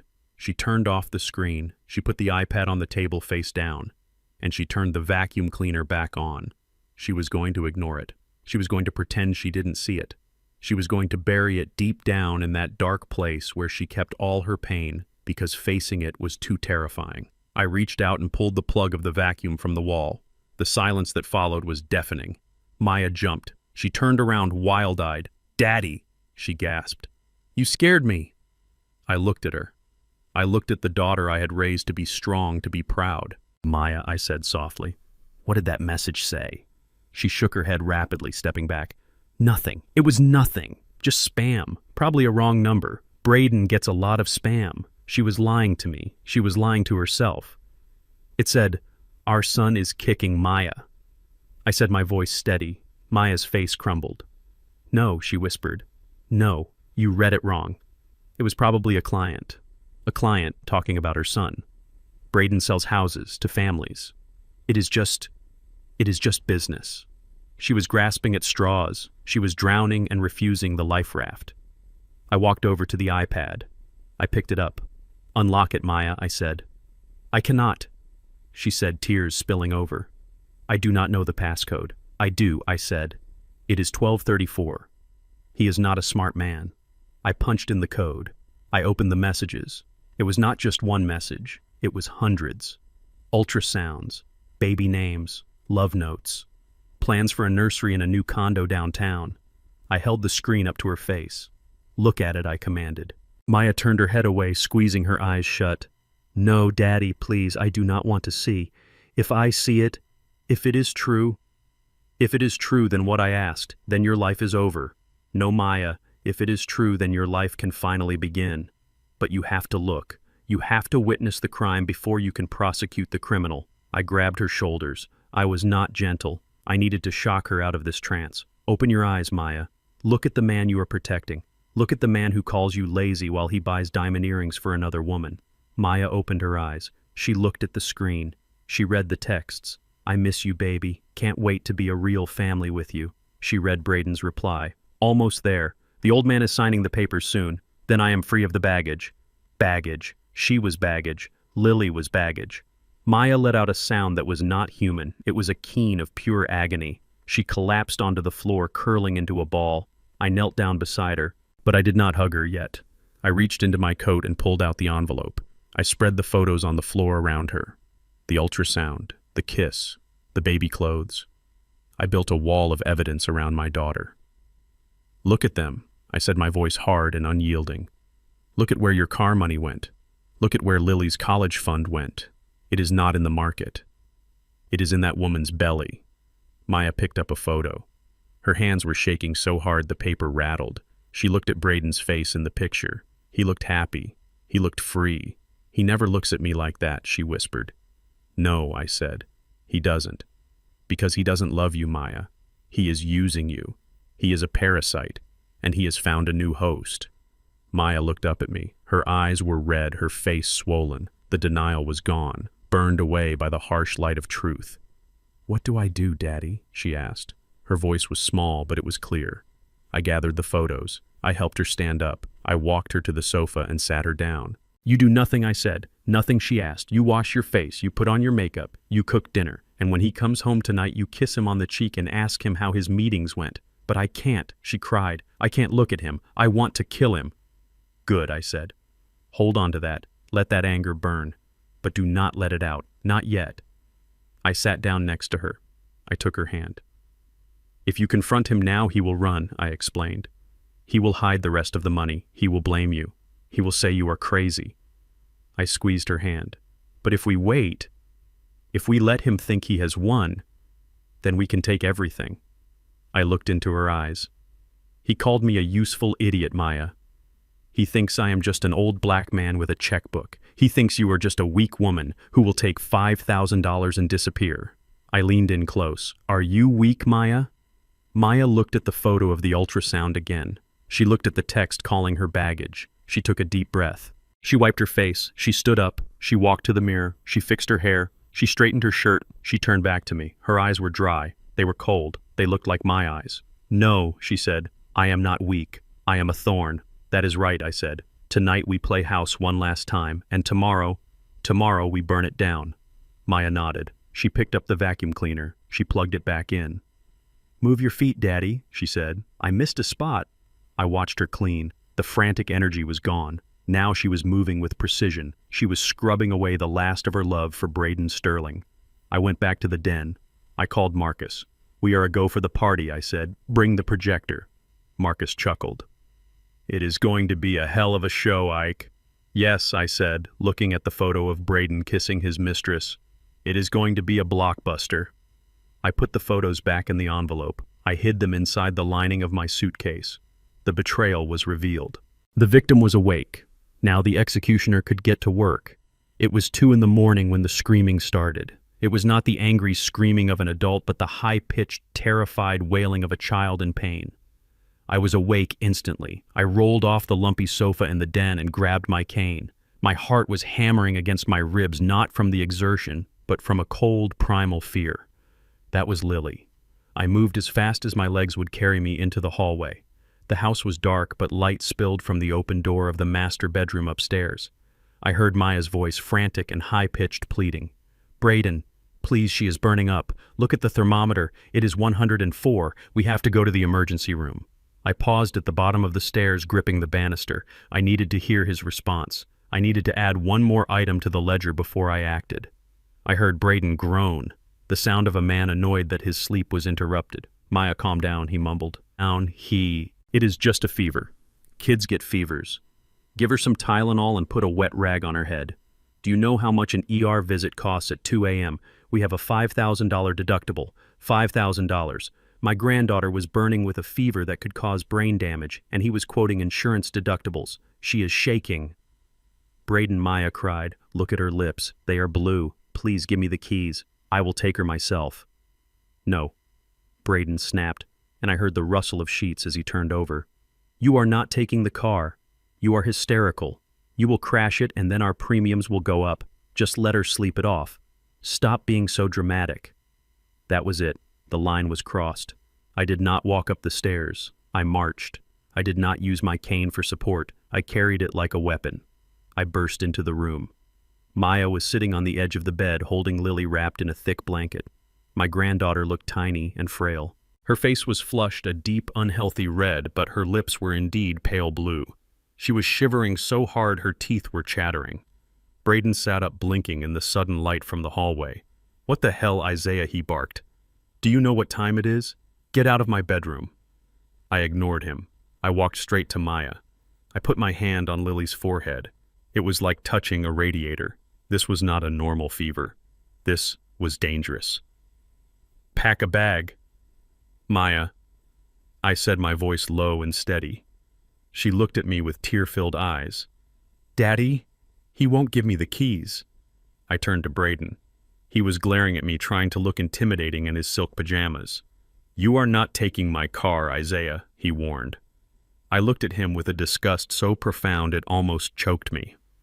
"I do not want your car, Braden," I spat. "I would not put my granddaughter in a car bought with stolen money."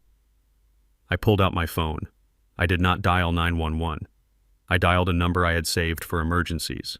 A private concierge medical service. "This is Isaiah Thorne, account number 772, I said into the phone.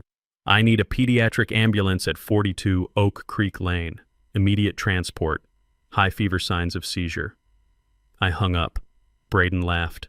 A cold, cruel sound. A private ambulance. "Are you insane, old man?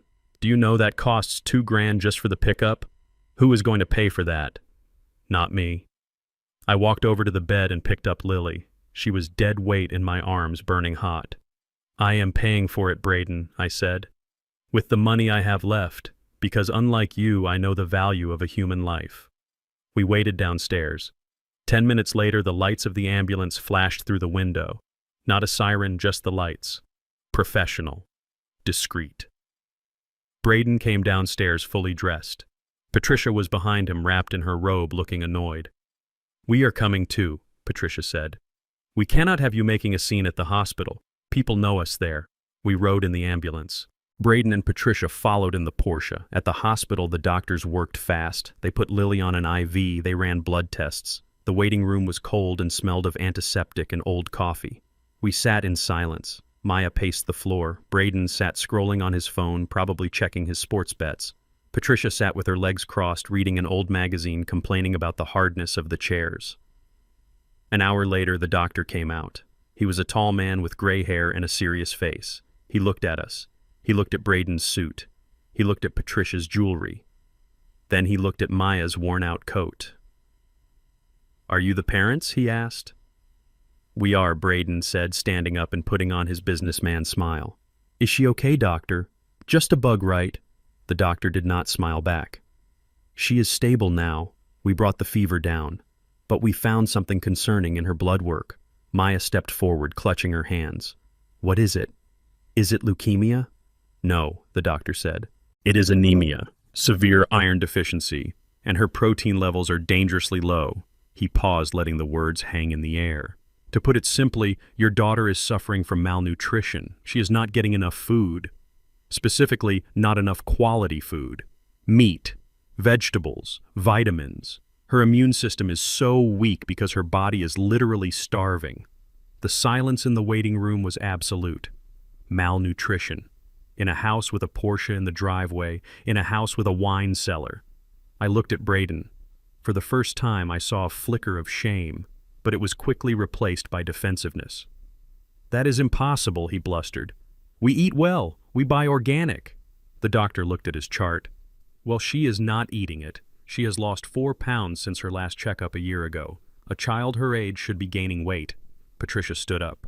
She snapped her magazine shut. Well, she said, her voice dripping with venom. That explains it.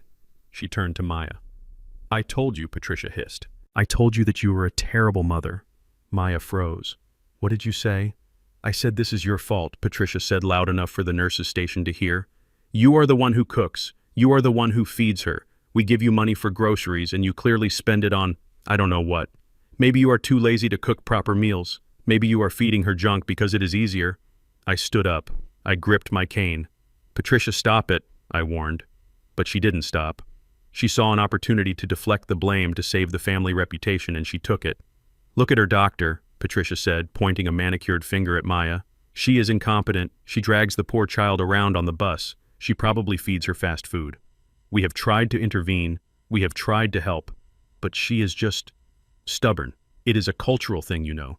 They do not understand nutrition like we do. Something snapped in the air.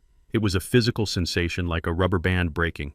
Maya stopped crying. She looked at her mother-in-law. She looked at her husband, who was nodding in agreement with his mother, throwing his wife under the bus to save face before the doctor. You want to talk about money, Maya whispered. Then she screamed. It was a scream that had been building for 5 years. You took my money. Maya lunged forward. She pointed at Braden. He took my savings. He took the grocery money to gamble. I have $5 a day to feed 3 people. $5? She turned to Patricia. And you threw away the chicken I bought last week because you said it was the wrong brand. You make me feed her rice and beans so you can buy wine. You starved my daughter so you could get a massage. Maya was shaking. She was screaming the truth, the ugly, raw truth for everyone to hear. Braden stepped back, looking terrified. The doctor was writing furiously on his clipboard. Maya, stop it, Braden hissed. You are making a scene. You are acting crazy. I am not crazy, Maya screamed. I am a mother, and you are monsters. Patricia's face turned purple. She was not used to being challenged. She was not used to the help speaking back. She stepped forward, and without a word she swung her hand. The slap echoed through the waiting room. It was a sharp cracking sound. Maya's head snapped to the side. She stumbled back, holding her cheek. The room went deadly silent. The nurses stopped typing. The doctor dropped his pen. Patricia stood there, breathing heavy, her hands still raised. Shut your mouth, you ungrateful little... She didn't finish the sentence. Because I was there. I moved faster than an old man should. I caught Maya before she fell. I wrapped one arm around her, shielding her. I looked at Patricia. My eyes were not the eyes of a 71-year-old retiree. They were the eyes of the silent lion. They were the eyes of a man who had stared down cartel bosses and corrupt senators. I did not shout. I did not scream. I spoke in a voice that was barely a whisper, but it carried the weight of a death sentence. That was the last time. I looked at Braden, who was cowering behind his mother. I looked at the doctor, who was reaching for the phone to call security or social services. I tightened my grip on Maya's shoulder. It is done, I whispered to her. Then I looked straight into the security camera in the corner of the room. I knew it was recording. I knew this footage would be Exhibit A in the custody hearing. I looked back at Patricia. You should not have done that, I said. Why? She sneered, trying to regain her composure. What are you going to do, old man? Call the police. It is her word against ours. No, I said calmly. I reached into my pocket and pulled out my phone. I stopped the recording I had started the moment we entered the room. I am not calling the police, I said. Not yet. I turned to the doctor. Doctor, I want a full medical report documenting the malnutrition and the physical assault witnessed by hospital staff. I turned back to Braden. And you, I said. You wanted my money. You wanted the sale of the house. I reached into my inner pocket. I pulled out a folded piece of paper. It was not a check. It was a copy of the lien I had filed against his property. The closing is scheduled for tomorrow night at the party, isn't it? I asked. Braden nodded, confused and terrified. Good, I said. I steered Maya toward the door of the emergency room where Lily was sleeping. We will be there, I said. And Braden, wear your best suit. You are going to need it. I walked Maya away. Her cheek was red and swelling, but her head was high. Daddy, she whispered, what happens now? I looked at the digital clock on the wall. It was 4 a.m. Now I said, we go to war. The breaking point had been reached. The dam had burst. They had starved a child. They had struck a mother. They had awoken the lion. And God have mercy on them, because I certainly wouldn't. Saturday night arrived, wrapped in silk and smelling of imported lilies. It was the night of the grand party, the night Braden Sterling had decided to announce his ascension to the throne of high finance. The house had been transformed. The $50,000 I had given him, money that was legally secured by his own home, had been burned through in less than 48 hours. There were caterers in white coats circulating with trays of caviar and foie gras. There was a string quartet in the corner playing Mozart with bored expressions. There was even an ice sculpture of a swan in the center of the buffet table, dripping slowly onto the expensive tablecloth.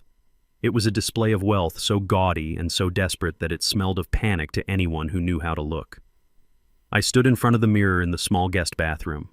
For the past week I had played the role of the shuffling, confused old man. I had worn cardigans with missing buttons and pants that were slightly too short. I had let my beard grow scruffy. I had hunched my shoulders to make myself look smaller, harmless, and pathetic. But tonight was different. Tonight, the auditor was coming to work. I shaved my face until it was smooth. I combed my gray hair back neat and precise. I opened my suitcase and pulled out the garment bag I had kept hidden at the very bottom. Inside was my suit. It was not a suit you buy at a department store. It was a navy blue bespoke wool suit tailored for me in London 10 years ago when I was closing a deal for a multinational bank. It fit me like a second skin. I put on a crisp white shirt. I tied my silk tie a deep crimson red. I put on my cufflinks gold knots that were heavy and understated. I looked in the mirror. Isaiah, the confused retiree, was gone. Staring back at me was Isaiah the lion, the man who could freeze a boardroom with a single glance. I picked up my cane. I did not need it to walk, but tonight it was not a crutch. It was a scepter. I walked out of the den and toward the main staircase. The noise of the party drifted up, laughter, clinking glasses, the low hum of conversation. It was the sound of people who thought they were important. I started to descend the stairs. The living room was packed. There were maybe 50 people, men in tuxedos and expensive suits, women in gowns that sparkled under the chandelier. They were Braden's colleagues, his partners in the real estate world, the people he was so desperate to impress. They were a sea of white faces holding crystal flutes of champagne. When I reached the landing, the music seemed to dip for a second. Heads turned. I saw the confusion in their eyes. They saw a black man in a house in this zip code, and their first instinct was to look for a tray in his hand. They thought I was the help. They thought I was the head waiter or perhaps the hired security. But then they looked closer. They saw the cut of my suit. They saw the way I held my head. They saw the gold watch on my wrist, which cost more than most of their cars. The whispers started. It was a low ripple like wind moving through dry grass. Who is that? Is that the father-in-law? I thought Braden said he was, from the city. He looks like a senator.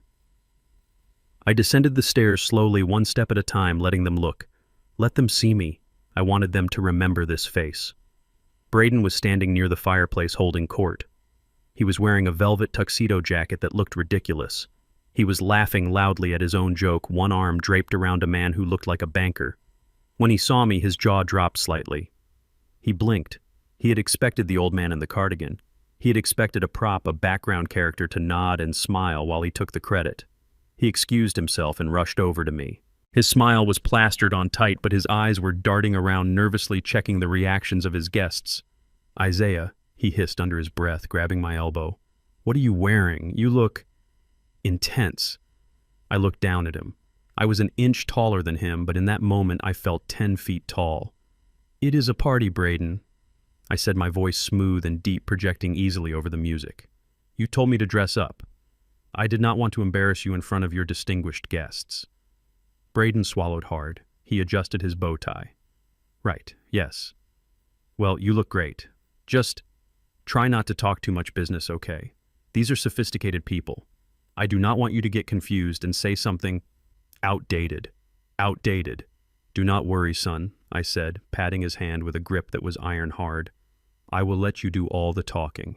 I am just here to watch." Patricia materialized from the crowd. She was wearing a gold sequined dress that was far too tight and far too young for her. She was dripping in jewelry. My jewelry technically, since my money had likely paid to get it out of the pawn shop. She looked me up and down. Her eyes narrowed. She recognized quality when she saw it, and she was trying to reconcile the poor old man narrative with the figure standing before her. "Well, Isaiah," she said, her voice shrill. "You certainly clean up well. You almost look like you belong here." "Almost, Patricia," I said, smiling cold. "Almost." "Where is Maya?" I asked, looking around. "Oh, she is in the kitchen," Patricia said, waving her hand dismissively. "Supervising the caterers. Someone has to make sure they do not steal the silverware. You know how it is." I felt a flash of heat, but I tamped it down. I walked through the crowd. The guests parted from me not out of respect but out of curiosity and a vague sense of unease. I was the anomaly in their perfect white equation. I heard snippets of conversation as I passed. "Braden says he is bringing in a major investor tonight. Really? I heard he was broke last month. He says it is family money. Some silent partner. Must be a lot if he is throwing a party like this." I found Maya in the kitchen. She was not supervising. She was working. She was arranging canapes on a silver platter. She was wearing a simple black dress, one that she had owned for years. She had used heavy makeup to cover the bruise on her cheek from Patricia's slap, but in the harsh fluorescent light of the kitchen I could still see the shadow of it. She looked up when I entered. Her eyes went wide. "Daddy," she whispered, "you look like you used to, before you retired." I walked over and kissed her forehead. "I am back on the clock, baby girl," I said. She looked at the door, terrified that Braden would come in. "He is going to make a speech," she said. "He told me to stay in the kitchen until he calls me. He wants to present me as the supportive wife. He threatened me, Daddy. He said if I look unhappy, if I ruin his moment, he will make sure I never see Lily again."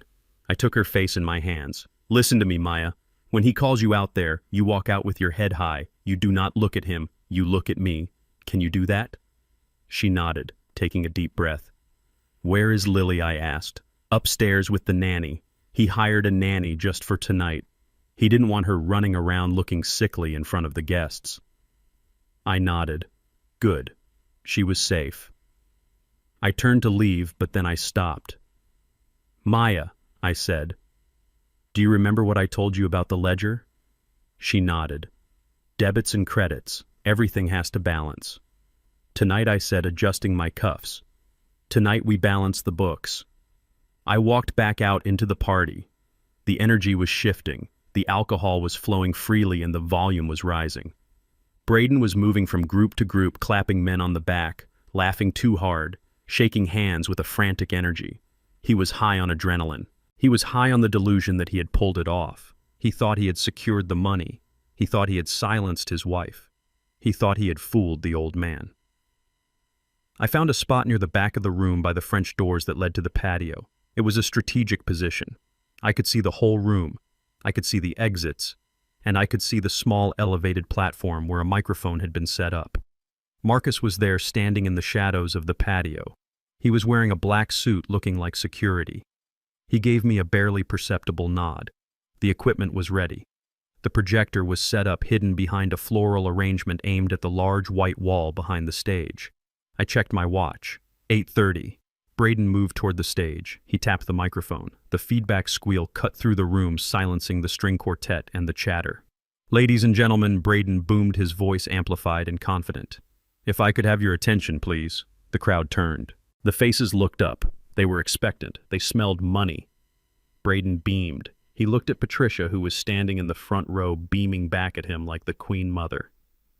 "Thank you all for coming," he said. "Tonight is a special night, not just because we are celebrating my beautiful mother's birthday." Applause. Patricia waved regally. "But because tonight marks a new chapter for Sterling Investments."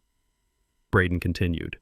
"As you know, in this business, you have to have vision. You have to see value where others do not."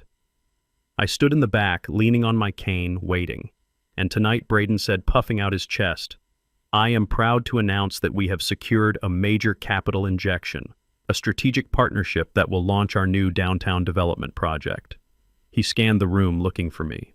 He wanted to point me out. He wanted to show off his investor. He found me in the back. He smiled. It was a shark's smile. "And I want to thank my father-in-law, Isaiah Thorne," he said, gesturing toward me. "A man who worked hard all his life and who has recognized that the future belongs to those who are bold. He has entrusted me with his life savings because he believes in the Sterling vision." The spotlight swung to me. 50 faces turned to look at the old black man in the back. There was a ripple of polite applause, but underneath it I could feel the skepticism. They were thinking, "He took the old man's money. Braden wasn't done." And of course, he said, his voice dripping with fake sentiment, "I want to bring out my lovely wife, Maya, the woman behind the man." Maya walked out from the kitchen. She walked slowly. She did not smile. She stood next to Braden, stiff as a board. Braden put his arm around her waist, squeezing tight. I knew he was digging his fingers into her side, warning her to smile. "We are a family," Braden declared, raising his champagne glass. "And in this family we value loyalty. We value trust, and we value success." He paused for effect. "So please raise your glasses. To the future of Sterling Investments. To the new era." He tipped the glass to his lips. That was the signal. I reached into my pocket and pressed the button on the small remote control I had been holding. Behind Braden, on the massive white wall that he had intended to use for a slideshow of his architectural renderings, the projector flickered to life. It did not show a building. It showed a video. The audio crackled through the Bluetooth speakers I had connected to earlier. It was the video Marcus had recorded at the restaurant. Braden's face appeared on the wall 10 feet high. He was sitting at a table holding Jessica's hand. The room went silent. Braden froze glass halfway to his mouth. On the screen, Braden's voice boomed out clear and undeniable. "Once I get the check from the old black man, I am flushing the nurse and the brat. She is just baggage, baby. $5,000 is all she gets. If she complains, I will take the kid. The courts hate single mothers." The glass slipped from Braden's hand. It hit the floor with a shatter that sounded like a gunshot. The party was over. The charade was dead. The real show had just begun. The sound of the champagne flute shattering on the floor was like a gunshot that froze the entire room. For a heartbeat, there was absolute silence. Braden stared at the wall where the image of his mistress had flickered for just a second before the screen went black. I had cut the feed intentionally. It was just a teaser, a taste of the horror to come. I wanted him to sweat. I wanted him to think it was a glitch. I wanted him to scramble. Braden's face was the color of chalk. He looked at the blank wall, then at the guests who were murmuring in confusion. He let out a laugh that sounded more like a choke. "Technical difficulties, folks," he stammered, his hands waving frantically. "Just a mix-up with the playlist. My architect must have synced the wrong cloud account. You know how technology is." He signaled desperately to the AV guy, who was actually one of Marcus's men in a caterer's uniform, to cut the music. The string quartet stopped playing, leaving Braden exposed in the sudden quiet. He needed a distraction. He needed a shield. And in his panic, he reached for the only shield he thought he had left. Me. He scanned the room, his eyes wild until they locked onto me standing by the French doors. A look of relief washed over him. He thought I was his savior. He thought the old man with the checkbook could smooth over any awkwardness. "Ladies and gentlemen," Braden boomed, his voice trembling slightly but regaining its salesman's pitch, "please ignore the technical hiccups. We are here for something much more important. We are here to celebrate the future, and there is no one better to usher in that future than the man who made it possible." He gestured to me with a sweeping arm. "Please welcome my father-in-law, Mr. Isaiah Thorne. Come on up here, Dad. Tell them about your investment. Tell them about the legacy we are building." The crowd turned. 50 pairs of eyes fixed on me. I saw curiosity. I saw judgment. I saw the way they assessed my suit, realizing it cost more than their mortgages. I gripped the head of my cane. I did not smile. I did not wave. I began to walk. The tap of my cane on the marble floor was a steady rhythmic drumbeat. Tap, tap, tap. I moved through the parting crowd like Moses parting the Red Sea. I saw Patricia in the front row. She was fanning herself rapidly, her eyes darting between me and Braden. She looked nervous. She sensed the shift in the atmospheric pressure, even if her son was too desperate to feel it. I walked up the 3 small steps to the stage. Braden was there, sweating through his velvet jacket. He reached out to shake my hand to perform the happy family tableau. I ignored his hand. I walked past him and stood directly in front of the microphone. I looked out at the sea of faces. These were Braden's people. The bankers who enabled him. The real estate sharks who swam in the same murky waters. The socialites who judged my daughter by the shoes she wore. I adjusted the microphone. I let the silence stretch. 5 seconds. 10 seconds. It became uncomfortable. People shifted on their feet. Braden leaned in close to my ear, his breath smelling of fear and mints. "Just tell them about the money, Isaiah," he whispered. "Keep it short." I looked at him. I gave him a smile that didn't reach my eyes. "I will tell them everything, son," I said into the microphone. Braden pulled back confused. I turned to the crowd. "Good evening," I said. My voice was deep, resonant. The voice of the man who used to audit Fortune 500 companies and make CEOs weep. My son-in-law invited me here tonight to talk about an investment. And he is right. I have invested heavily in this family. I have invested my time, I have invested my patience, and yes, I have invested my money. I saw Braden nod, relaxing slightly. He thought I was sticking to the script. But I continued in my line of work. Before you sign the final contract, you have to perform due diligence. You have to look at the books. You have to see the reality behind the marketing. I reached into my pocket and pulled out my smartphone. It was connected via a wireless transmitter to the main projection system, a system I had hacked days ago. "Braden told you I brought a check tonight," I said. But I decided that a check was too impersonal, too cold. Instead, I brought a home movie, a documentary, if you will, about the real life of the Sterling family. Braden's smile faltered. "Isaiah, what are you doing?" I ignored him. I tapped the screen of my phone. Behind me, the massive white wall lit up again.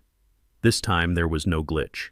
The image was crystal clear, high definition, and 10 feet tall. The video began. It opened with a shot from the kitchen security camera, the baby monitor footage I had recorded. The date stamp was from 3 days ago.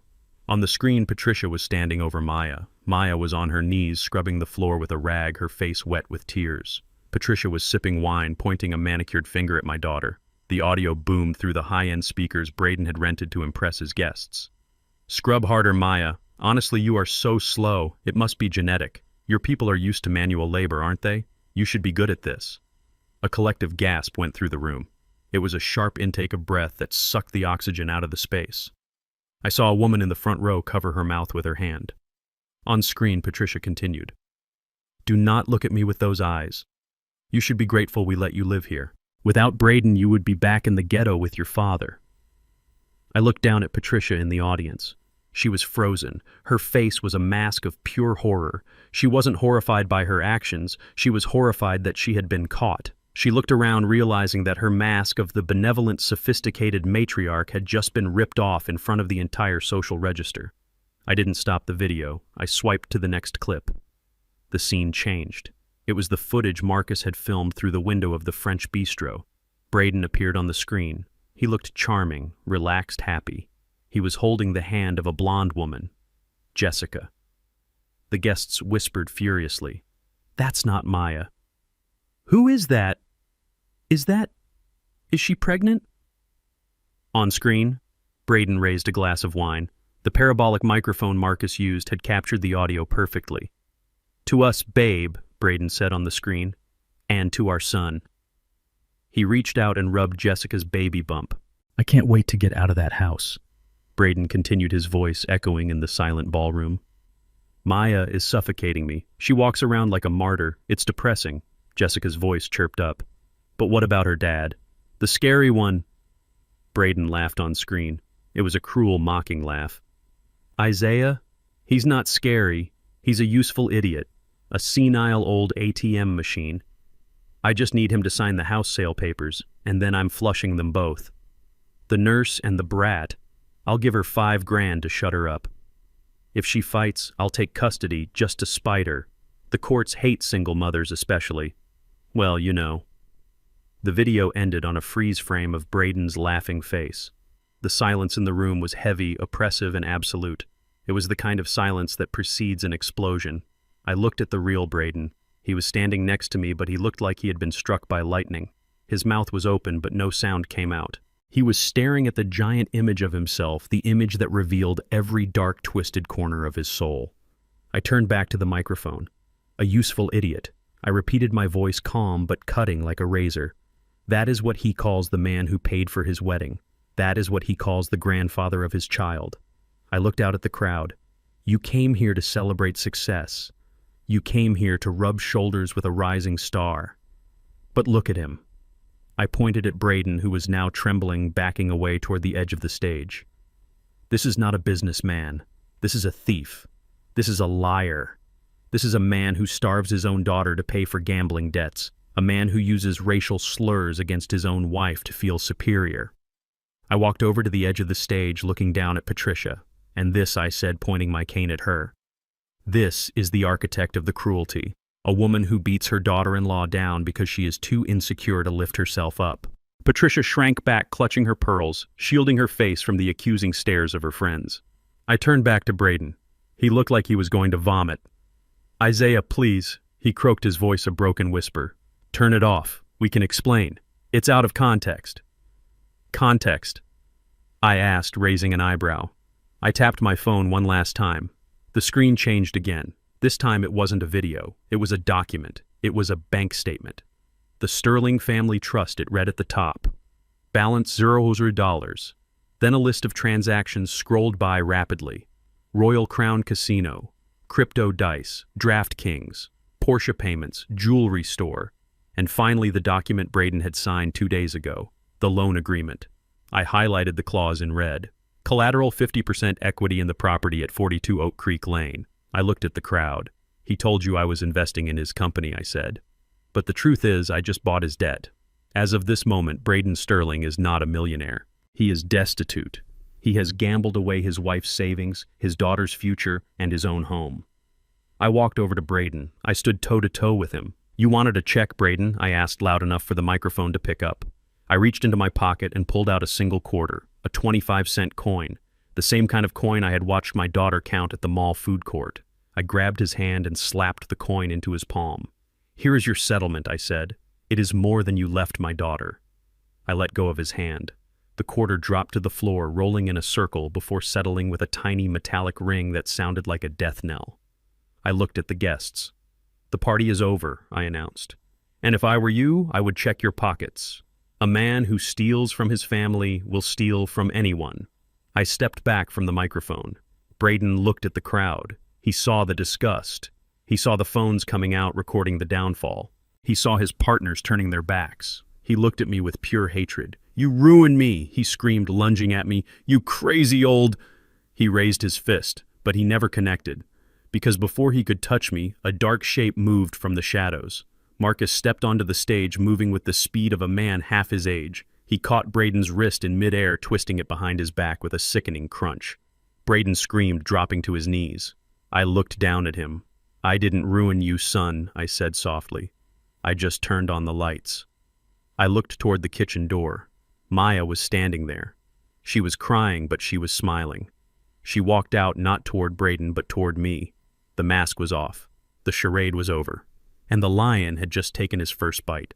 The silence in the ballroom was not empty. It was heavy. It was a physical weight that pressed down on every pair of shoulders in the room. The only sound was the faint hum of the projector fan and the echo of the quarter I had dropped, a sound that seemed to linger in the air like a ringing bell. Braden stood before me, his chest heaving, his face a mask of shattered vanity. He looked at the coin on the floor, then he looked at the guests. He saw his business partners turning away. He saw the socialites whispering behind their hands. He saw the end of his world. Then came the distraction. A shrill theatrical gasp cut through the tension. It was Patricia. She clutched her chest with a diamond-encrusted hand, her eyes rolling back in her head with the precision of a silent film actress. "Oh, my heart," she wailed, making sure she was loud enough for the doctors in the room to hear. She crumpled to the floor, her gold-sequined dress pooling around her like melted butter. It was a performance designed to shift the narrative. She wanted to be the victim.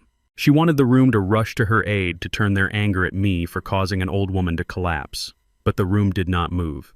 The guests were frozen, trapped between horror and fascination. They knew a performance when they saw one. Braden saw his mother fall, and he saw his opportunity. He didn't rush to help her. He rushed at me. His eyes were wild, bulging with a mixture of panic and rage. He needed the microphone. He needed to stop the truth. "You are lying," he screamed, lunging across the small gap between us. Turn it off right now." He reached for me, his hands clawed, aiming for my throat or the phone in my hand. He wanted to silence the lion, but he forgot that lions travel in prides. Before his fingers could even graze my suit jacket, a shadow detached itself from the side of the stage. Marcus moved with a speed that defied his size.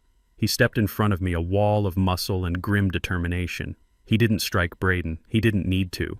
He simply caught Braden by the lapels of his velvet tuxedo jacket and stopped him cold. The momentum jerked Braden back, his feet leaving the ground for a split second. "Sit down, son," Marcus growled, his voice like grinding stones. "Before you get hurt." Marcus shoved him back. Braden stumbled, tripping over his own expensive shoes, and fell hard onto his backside right next to the rolling quarter. He scrambled backward, looking up at Marcus, then at me. He looked like a child who had been scolded, stripped of his dignity and his power in a single motion. I stepped around Marcus. I adjusted my cuffs. I looked down at Braden. Then I looked out at the audience. "Please," I said, my voice calm and authoritative. "Do not be alarmed. Mrs. Sterling is fine. She has a history of fainting whenever the bill comes due." I saw Patricia's eyelid flutter. She was listening. She realized her act wasn't working, but she committed to the bit, lying still on the floor, waiting for a better moment to wake up. I turned my attention back to the screen behind me. "You have seen the moral bankruptcy of this man," I said, pointing to Braden, who was now trying to stand up, his face red with humiliation. "You have heard him plot to abandon his wife and child. You have heard him mock the very family that supported him. But some of you are businessmen. You deal in numbers, not emotions. You might be thinking, well, he is a scumbag, but maybe he is a profitable scumbag." I swiped the screen of my phone. The image of the text messages vanished. In its place appeared a spreadsheet, a complex, detailed financial dossier. "Let's talk about the Sterling investment empire," I said. I used a laser pointer feature on my phone to highlight a column of red numbers. "Braden told you he was expanding. He told you he was building a development downtown. He told me he needed $50,000 to secure a multiplier." I looked at the bankers in the room. I saw them squinting at the screen. I saw their faces pale as they recognized the data. "The truth is," I continued, "Braden, Sterling has been insolvent for 6 months. A gasp went through the room. This was the language they understood. Infidelity was a scandal, but bankruptcy was a sin. I swiped to the next document. It was a letter from the IRS. "He hasn't paid federal taxes in 2 years, I read aloud. He is currently under audit for claiming business expenses on luxury vacations, gambling losses, and yes, even payments to a certain bottle service waitress." I looked down at Braden. He was shaking his head, mouthing the word "no" over and over again, but the fight had gone out of him. The evidence was 10 feet tall and glowing in high definition. I swiped again. This time a credit report appeared. "He has 18 credit cards," I said, "all maxed out. He even opened 3 cards in the name of his daughter Lily.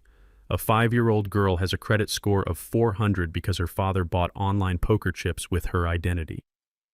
The murmurs in the room turned into angry growls. People were checking their own pockets, wondering if they had lent him money, wondering if they were exposed to his toxicity. But I wasn't done. I had one final nail for the coffin. I paused. I let the silence build again. I looked at the house around us. The crystal chandeliers, the high ceilings, the marble floors. Braden stood up.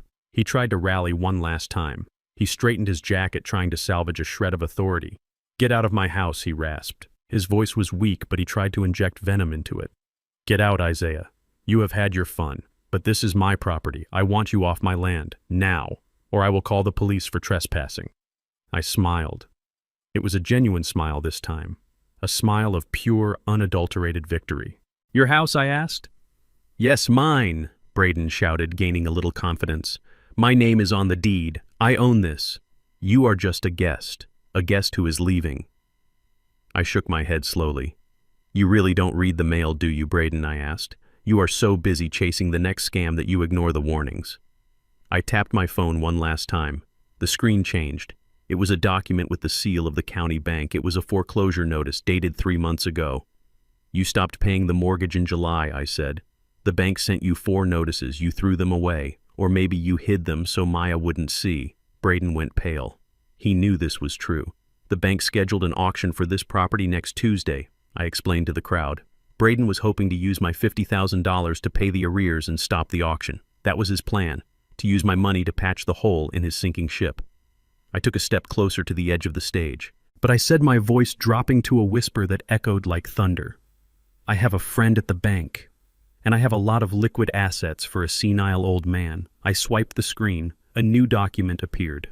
A deed of sale, dated this morning at 9:00 a.m. I bought the debt, Braden, I said. I bought the mortgage note from the bank this morning. I paid it in full, cash. I watched the realization wash over him. It was like watching a building collapse in slow motion. His knees gave way. He grabbed the edge of a table to hold himself up, which means I said, looking him dead in the eye, "This is not your house. This is my house." The room erupted. The shock was electric. The guests looked around, realizing they were drinking my wine standing on my floor. I looked at Patricia. She had stopped playing dead. She was sitting up staring at the screen, her mouth hanging open. She realized that she wasn't just humiliated, she was homeless. "You are trespassing, Braden," I said, using his own words against him. "And since I am the owner, I have the right to decide who stays and who goes." I pointed to the door. "And I want you out." Braden looked around. He looked for an ally. He looked for a friend. But there were no friends in that room. There were only witnesses to his destruction. "But where will I go?" he stammered. He sounded like a child. "I don't know," I said, cold and unfeeling. "Maybe you can sleep in the Porsche." "Oh, wait." I tapped the screen again. A repossession order for the Porsche appeared. "The leasing company is on their way," I said. "I called them an hour ago. I told them exactly where the car is. They were very grateful. Apparently you haven't made a payment on that either." Braden looked at me with tears in his eyes. "Isaiah, please," he begged. "We are family." "Family?" I asked. I looked toward the kitchen door. Maya was standing there. She walked out into the room. She held her head high. She walked past the staring guests. She walked past Patricia, who was trying to stand up. She walked past Braden without even looking at him. She came to stand beside me. I put my arm around her. "This is my family," I said. "And you, Braden Sterling, are just a bad investment that we are writing off." I looked at Marcus. "Marcus," I said, "please escort Mr. Sterling off the premises. And his mother, too." Patricia shrieked. "You can't do this. I am an old woman. I have nowhere to go." I looked at her. "You have the spa." "Patricia," I said, "I hear it is very relaxing. Maybe you can sleep in the sauna." Marcus stepped forward. He grabbed Braden by the arm. He signaled to another guard who grabbed Patricia. They didn't struggle. They were too broken. They were dragged toward the front door, their feet dragging on the marble, their cries of protest swallowed by the silence of the room. The heavy oak doors slammed shut behind them with a finality that shook the windows. I stood there on the stage, my arm around my daughter, the deed to the house glowing on the screen behind me. I looked at the guests. They were silent, waiting for what would happen next. I picked up the microphone one last time. "I apologize for the disruption," I said, "but the audit is complete. The accounts have been balanced." I looked at the waiter. "Please continue serving the champagne," I said. "It is good vintage. And unlike my son-in-law, it is paid for." I put down the microphone. I turned to Maya. She buried her face in my chest and sobbed. But they weren't tears of sadness. They were tears of relief. The weight was gone. The monster was gone. We were standing in the wreckage of a life, but the foundation, the real foundation, was stronger than ever. The unmasking was complete. The house was clean, and the lion was finally ready to rest. The heavy oak doors had barely clicked shut behind the last of the fleeing guests when the side door to the ballroom opened again. This time it was not a waiter or a lost socialite. It was a man who looked like he had been carved out of granite and dressed in a suit that cost more than Braden's Porsche. He carried a leather briefcase that looked heavy with the weight of judgment. This was Elijah Graves. He was not a family lawyer. He was a corporate litigator, a man I had known for 30 years, a man who specialized in hostile takeovers and destroying the enemies of his clients. He walked across the marble floor, his footsteps echoing with a precise military rhythm. He did not look at Braden, who was still on his knees. He did not look at Patricia, who was clutching her pearls and hyperventilating on a velvet chair. He walked straight to me and nodded. "Mr. Thorne, the paperwork is finalized." "Thank you, Elijah," I said. "Please proceed." Braden scrambled to his feet. He looked at Elijah, then at me. He tried to summon some of his old arrogance, but it was like trying to light a match in a hurricane. "Who is this?" he demanded, his voice cracking. "You cannot just bring people into my house, Isaiah. I am going to call the police. I am going to sue you for defamation. Do you know who I am?" Elijah stopped opening his briefcase. He looked at Braden over the rim of his spectacles. His eyes were cold and dead. "I know exactly who you are, Mr. Sterling," Elijah said, his voice smooth as glass. "You are the defendant, and I am Mr. Thorne's legal counsel. And as for calling the police, I would advise against it, considering the outstanding warrants for fraud that will likely be executed within the hour." Braden went pale. "Warrants." Elijah placed a stack of documents on a cocktail table, moving a half-empty glass of champagne out of the way with a look of distaste. "Let us review your current situation," he said. 2 days ago, you signed a promissory note with Mr. Thorne for the sum of $50,000. Braden scoffed. "A loan. It was a personal loan, family to family. I will pay it back. I just need a little time." Elijah picked up the document, the very one Braden had signed on the kitchen table without reading. Clause 4, Section B. Elijah read aloud. "The borrower agrees that this loan is conditional upon the maintenance of moral standing, specifically the adherence to the vows of marriage. Any act of infidelity proven by digital or physical evidence constitutes an immediate default." Elijah paused and looked at the projection screen where the image of the text messages had been. "Given the evidence presented tonight regarding your relationship with Miss Jessica Miller, the default is triggered immediately." So what Braden shouted, "So I owe him $50,000. Fine. I will write a check." Elijah shook his head slowly, almost pityingly. "You really should have read the fine print, Mr. Sterling. Clause 4, Section C states that in the event of a default based on moral turpitude, the principal sum becomes due immediately along with a punitive interest penalty of 200%. Braden's mouth fell open. 200%.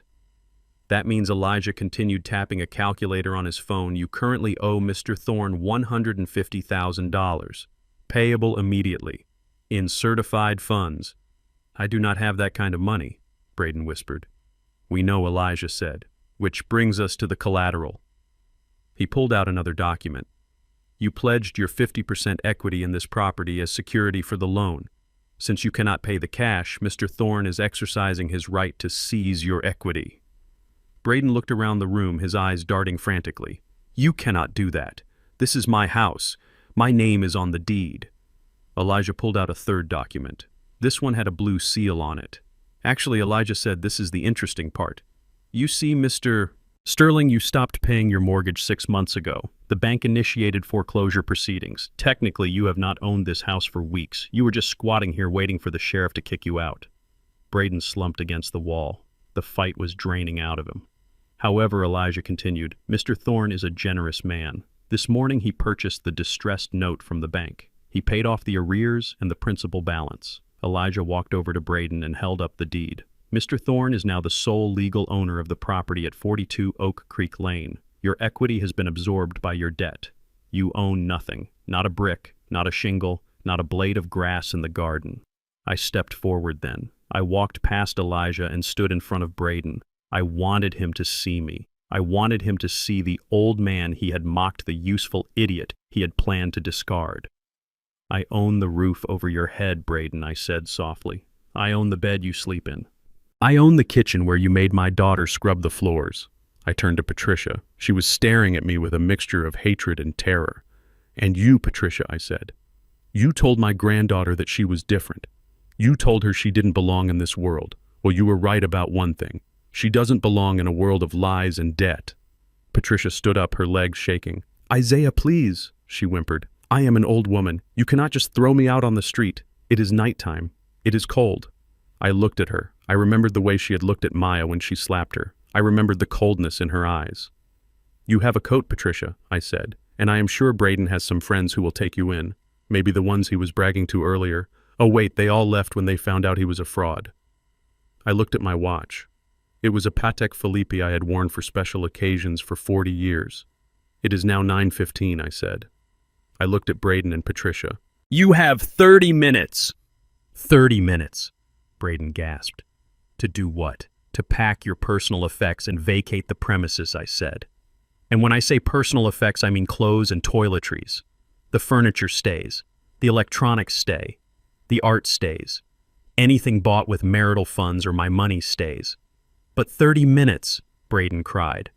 "We cannot pack a whole life in 30 minutes. "You do not have a life here anymore, Braden," I said. "You have a suitcase." I turned to Marcus, who was standing by the door. "Marcus," I said, "please supervise the packing. Make sure they do not take anything that belongs to Maya or Lily. And if they are not out the door by 9:45, Marcus cracked his knuckles. The sound echoed in the silent ballroom. "I will help them." "Exit," Marcus finished. Braden looked at me one last time. He looked for a trace of mercy. He looked for the kindly old father-in-law he thought he could manipulate. But that man was gone. In his place was the auditor. And the audit was closed. "Run along, son," I said. "The clock is ticking." Braden let out a sob. He grabbed Patricia's hand and they ran toward the stairs. It was pathetic. They scrambled like rats fleeing a sinking ship. I heard them arguing as they ran up the steps. "This is your fault," Patricia shrieked. "You said he was senile." "My fault," Braden screamed back. "You were the one who wanted the expensive caterers." I stood there in the center of the empty ballroom and listened to their world collapse.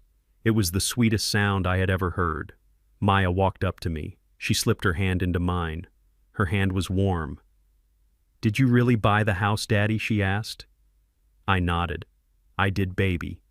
"But why?" she asked, looking around at the opulence she hated. "I hate this house. It is full of bad memories." I looked down at her. "I didn't buy it to keep it, Maya. I bought it so I could give you the pleasure of selling it." Her eyes widened. "We are going to sell it," I said. "We are going to take the money. And we are going to buy a real home. Somewhere with a big yard for Lily. Somewhere that smells like grass and sunshine, not like greed and expensive perfume." "And Braden?" she asked. I looked at the stairs where the sounds of frantic packing were coming from. "Braden is about to learn a very important lesson," I said. "What lesson is that?" "That you cannot build a castle on a foundation of sand," I said. "Especially when the sand belongs to someone else." Elijah cleared his throat. "Mr. Thorne, I also have the papers regarding the custody arrangement." "Ah, yes," I said. Elijah pulled out a restraining order. "Given the threats Mr. Sterling made on tape regarding kidnapping and emotional abuse, a judge signed this emergency order an hour ago," Elijah said. "He is not allowed within 500 feet of Maya or Lily. If he violates it, he goes straight to jail."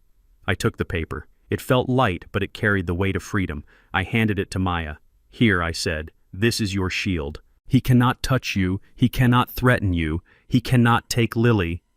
Maya took the paper. She pressed it to her chest. She closed her eyes and let out a long, shaky breath. "Thank you," she whispered. "Do not thank me," I said. "Thank the ledger." I looked at my watch again. 20 minutes left. I called out toward the stairs. "I hope you are folding your shirts, Braden. It would be a shame to wrinkle them before your job interview, assuming anyone will hire you after I release the rest of the financial files to the public record." I walked over to the buffet table. The ice sculpture of the swan had melted significantly. Its head was drooping. I picked up a cracker with caviar. I ate it. It was salty. It tasted like victory. I looked at Elijah. "Can I offer you a drink, counselor?" "I believe I will take a scotch, Mr. Thorne," Elijah said, snapping his briefcase shut. "Neat." I poured 2 glasses. We stood there, the lion and the shark, watching the clock tick down. Upstairs, the frantic thumping continued. They were realizing that 30 minutes is a very short time when you have to leave your dignity behind. I took a sip of the scotch. It burned going down, just like the truth. The sound of suitcases being dragged across the marble floor of the foyer was a symphony of defeat. It was a harsh, scraping noise that echoed off the high ceilings, marking the end of the Sterling dynasty. I stood at the bottom of the grand staircase, leaning on my cane, flanked by Marcus, whose arms were crossed over his chest like a barrier of human granite. Maya stood beside me. She was no longer the trembling bird I had found counting coins in the food court. She stood tall, her spine straight, her eyes dry and clear. Patricia was the first to descend. She had abandoned her act of fainting when she realized no one was coming to catch her. Now she was simply a desperate woman clutching a Louis Vuitton bag that contained the last shreds of her dignity. Her makeup was smeared, tears cutting tracks through the layers of foundation she used to hide her age. When she saw Maya, she did not look at me. She lunged toward my daughter. "Maya." "Please," she wailed, dropping her bag and reaching out with grasping hands. "You cannot let him do this. I am an old woman. Where will I go? It is cold outside. We are family, Maya. Think of Lily. Would Lily want her grandmother sleeping on a park bench? It was a masterclass in manipulation. She was using the very child she had insulted to try and save her own skin. She was weaponizing pity just as she had weaponized cruelty. Maya took a step back. She did not flinch. She looked down at the woman who had forced her to scrub floors on her knees. "I am thinking of Lily," Maya said, her voice steady and cool. "I am thinking of how you told her she was different. I am thinking of how you told her not to play with her grandfather because he was one of those people." Patricia sobbed, falling to her knees. "I didn't mean it. I was stressed. You know how I get. I love Lily. I love you, Maya. We can start over. I will treat you better. I promise. Just tell your father to stop. He listens to you." Maya looked at me, then back at Patricia. "He is not doing this to you," Patricia Maya said. "You did this to yourself. You spent years planting seeds of hate. Do not be surprised that you are now harvesting a storm." Patricia let out a shriek of frustration, seeing that her tears were not working. She scrambled to her feet, her face twisting from sorrow to pure venom in a heartbeat. "You ungrateful little brat," she hissed. "After everything we gave you a name, we gave you status. You were nobody before my son married you." And then Braden appeared at the top of the stairs. He was carrying 2 duffel bags, sweating profusely, his velvet tuxedo jacket unbuttoned and disheveled. He looked like a king who had been dragged through the mud. He saw his mother screaming, saw me standing there like a Judgment Day statue, and his narcissism kicked in one last time. He dropped the bags. They hit the floor with a heavy thud. "I am not going anywhere," he announced, his voice shaking with a rage that was bordering on madness. He walked down the stairs, pointing a finger at me. "You think you have won, Isaiah. You think because you bought a piece of paper you own me. You are wrong. This is not over." He stopped 3 feet away from me. Marcus tensed, ready to intercept, but I held up a hand. "Let him speak. Let him dig the hole deeper." "I am going to sue you," Braden spat. "I am going to sue you for fraud. You tricked me into signing that contract. You misrepresented your intentions. That is entrapment. I will get the best lawyers in the city. I will tie this property up in litigation for 10 years. You will be dead before you ever step foot in this house as the owner." I looked at him calmly. "Lawyers cost money, Braden," I said. "And you have none." "I will find a way," he screamed. "And not just for the house. I am going to take Lily." The air in the room dropped 10 degrees. Maya gasped instinctively, reaching for my arm. "That is right," Braden sneered, seeing the fear on Maya's face. "You think a judge is going to give custody to an unemployed nurse living in a rental apartment? I am the father. I have status. I will paint you as unstable Maya. I will tell the court about your depression. I will tell them you are unfit.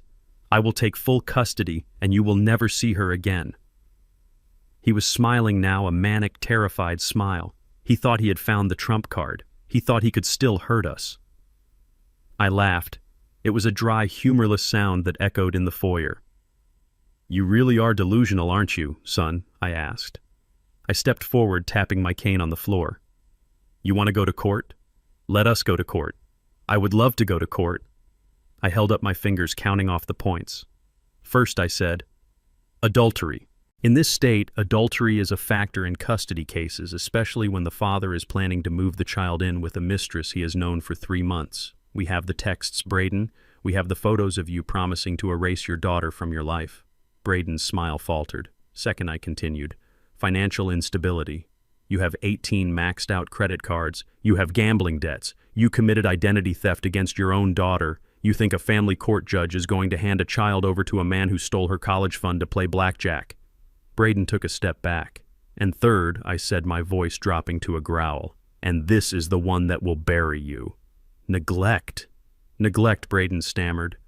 I pulled the medical report from my inside pocket, the one the doctor had given me at the emergency room just 24 hours ago. Medical findings: malnutrition, severe anemia, signs of long-term dietary restriction. I shook the paper in his face. You starved her, Braden, you and your mother. You denied her food while you ate foie gras. You refused her medical care when she had a fever of 104 because you didn't want to pay the deductible.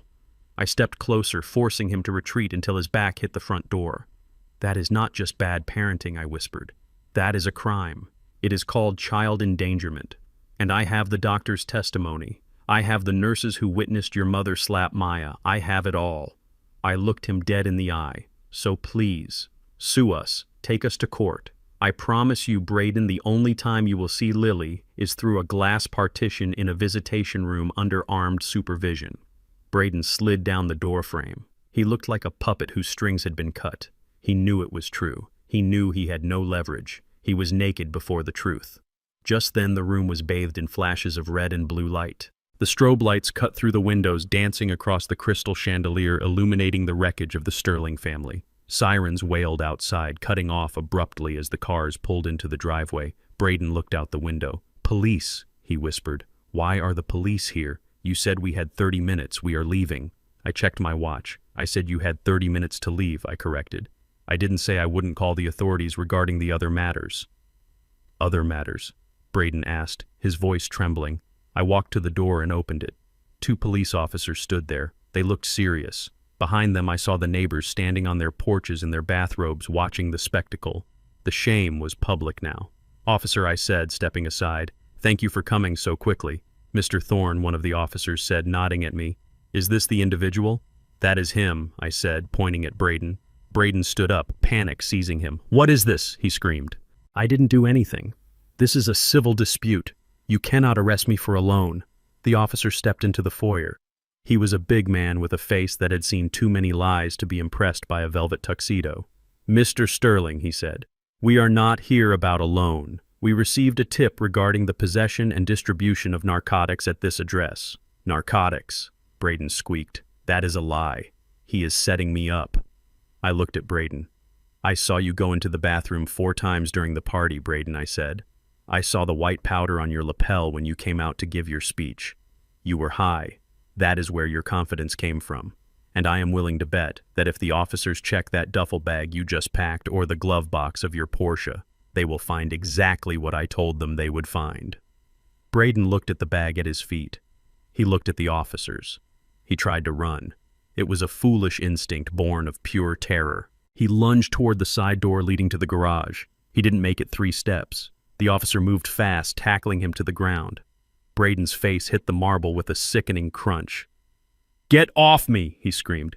Do you know who I am? I am Braden Sterling. You are under arrest, the officer said, pulling Braden's arms behind his back. I watched as the handcuffs clicked shut. The metallic sound was final. It was the sound of a book closing. Patricia began to scream, not for her son, but for herself. My reputation, she wailed. What will the neighbors think? Do not take him out the front door. Please use the back. The officers ignored her. They hauled Braden to his feet. His nose was bleeding, ruining his white shirt. He looked at me. His eyes were wide, filled with tears and snot. Isaiah, help me, he begged. Please, I will do anything. I will sign the custody papers. Just tell them it was a mistake. I looked at him. I felt no pity.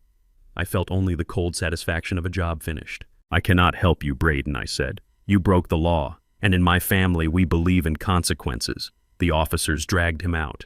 The neighbors watched as the golden boy of the neighborhood was shoved into the back of a squad car.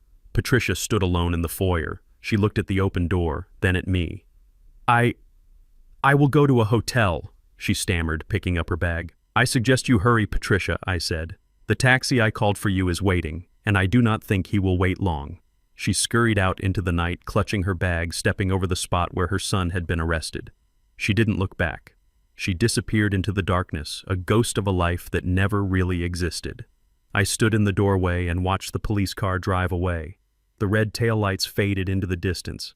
The house was silent. The air felt cleaner. Maya walked up beside me. She rested her head on my shoulder. "Is it over?" she asked. I put my arm around her. "The nightmare is over, baby," I said. Marcus walked over, dusting off his hands. "Trash is taken out." "Ike," he said. "Thank you, Marcus," I said. "Lock the doors." I looked around the grand foyer one last time. It was just a house, a pile of bricks and wood. It had no power over us anymore.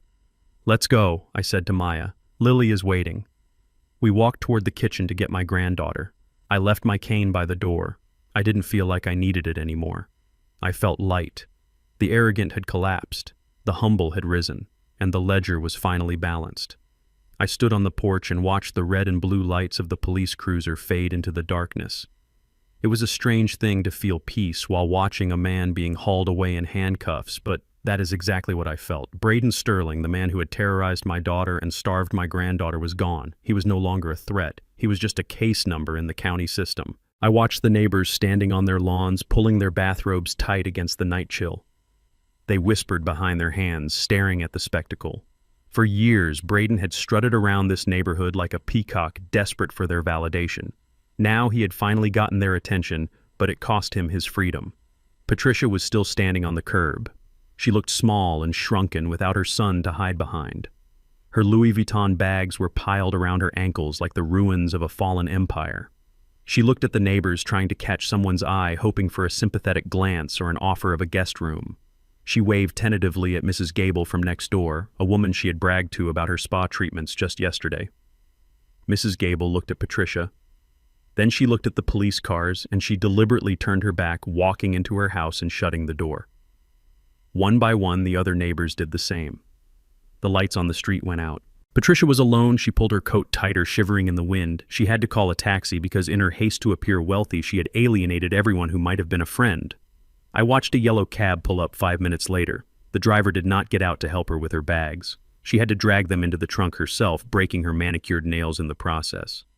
As the taxi drove away, carrying the last remnant of the toxicity that had poisoned this family, I felt a heavy weight lift off my chest. The air suddenly smelled sweeter.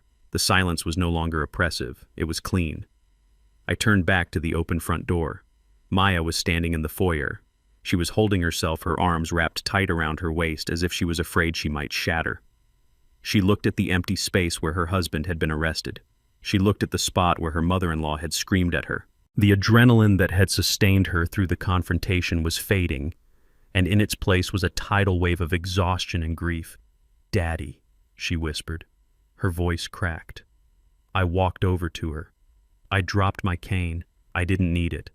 I opened my arms and she collapsed into me. She didn't just cry, she wept. It was a guttural sound, a release of 5 years of held breath. She cried for the car she lost. She cried for the insults she endured. She cried for the hunger her daughter had suffered. I held her tight, smoothing her hair, letting my coat absorb her tears. I stood there like an oak tree, weathering the storm, whispering to her that it was over, that she was safe, that the monsters were gone. We stood there for a long time. The house was quiet around us. The grand chandelier above us seemed dimmer now, stripped of its pretension. Finally, Maya pulled back. She wiped her face with the back of her hand. She looked around the opulent foyer with a look of distaste. "What do we do now?" she asked, sniffing. "We have the house, but I hate it here, Daddy. I can feel them in the walls. I can hear Patricia's voice in the kitchen. I can see Braden in the office. I cannot raise Lily here." I smiled. I reached into my pocket and pulled out a handkerchief. I wiped a smudge of mascara from her cheek. "You are not going to raise Lily here, baby girl," I said. Maya looked confused. "But you bought it. You spent your savings on the mortgage." I shook my head. "I bought this house to break them," I said. "It was a tactical acquisition, not a home. This place is a mausoleum to their ego. We are going to sell it. The market is good, and despite Braden's incompetence, the location is prime. We will get good money for it." I reached into the inside pocket of my suit jacket. I bypassed the wallet and pulled out a small velvet pouch. I opened it and took out a set of keys. They were not the heavy brass keys of this Gothic mansion. They were modern silver keys with a small blue fob. I took Maya's hand and pressed the keys into her palm. Her fingers curled around them automatically. "What is this?" she asked, looking down. "This," I said, "is your new home." Maya looked up at me, her eyes wide. It is a 3-bedroom condo in the Highland Park district, I explained. It is on the ground floor so Lily can run right out onto the grass. It has a big kitchen with sunlight coming in from the east. It is near the best elementary school in the city. And most importantly, it is 5 minutes away from my house. Maya stared at the keys. She was trembling again. But Daddy, how? You spent everything on Braden's debt. I chuckled, a low rumble in my chest. I told you I was an auditor, Maya. I know how to move numbers.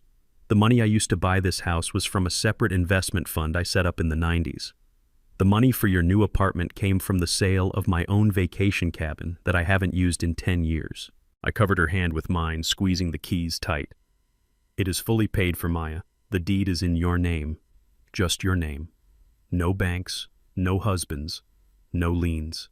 It is yours. It is a fortress that no one can ever take away from you. Maya started to cry again, but these were different tears. These were tears of disbelief and overwhelming gratitude. And there is one more thing I said. I reached into my pocket again. This time I pulled out a small blue bank book. It was old and worn, the kind they used to give out 20 years ago. I opened it to the last page and handed it to her. Maya looked at the balance. She gasped, clutching her chest. $200,000. This is Lily's, I said. I started this account the day she was born. I put a little bit in every month. And when I found out Braden had stolen her college fund, I moved some other assets around to top it up. I looked her in the eye, stern and serious. This money is in a trust. Braden cannot touch it. The government cannot touch it. Even you cannot touch it until she is 18, unless it is for medical emergencies or education. Maya looked at the book, then at the keys, then at me. She shook her head slowly as if she was waking up from a long, dark dream. I do not know what to say, she whispered. I thought I had lost everything. I thought I was going to be on the street. I put my hands on her shoulders. You are a thorn, Maya, I said fiercely. We do not end up on the street. We might stumble. We might get bruised. We might even get fooled by a man in a nice suit for a while, but we always land on our feet. I looked toward the kitchen where Lily was sleeping in the nanny's room, unaware that her world had just shifted on its axis. Go get my granddaughter, I said. Pack a bag. We are not staying here tonight. Where are we going, she asked. We are going to your new home, I said. The fridge is full. The heat is on. And I believe there is a very comfortable guest room for an old man who is tired of sleeping on a lumpy sofa. Maya laughed. It was a watery, shaky sound, but it was real laughter. It was the sound of freedom. She ran to the kitchen. I watched her go. She looked lighter. The burden of the debt, the abuse, the constant fear, it was all gone. I walked to the front door and picked up my cane. I looked around the foyer one last time. I looked at the spot where Braden had fallen. I looked at the spot where Patricia had stood. Good riddance, I whispered. I walked out onto the porch. The night air was crisp and cold. I took a deep breath, filling my lungs. I felt tired. My bones ached. The adrenaline was wearing off, and I could feel every one of my 71 years. But it was a good kind of tired. It was the tiredness of a man who had built a wall to protect his village and finished just before the storm hit. Maya came out carrying a sleeping Lily wrapped in a blanket. My granddaughter's head was resting on Maya's shoulder, her thumb in her mouth. She looked peaceful. I took the bag from Maya's shoulder. Let me drive, I said.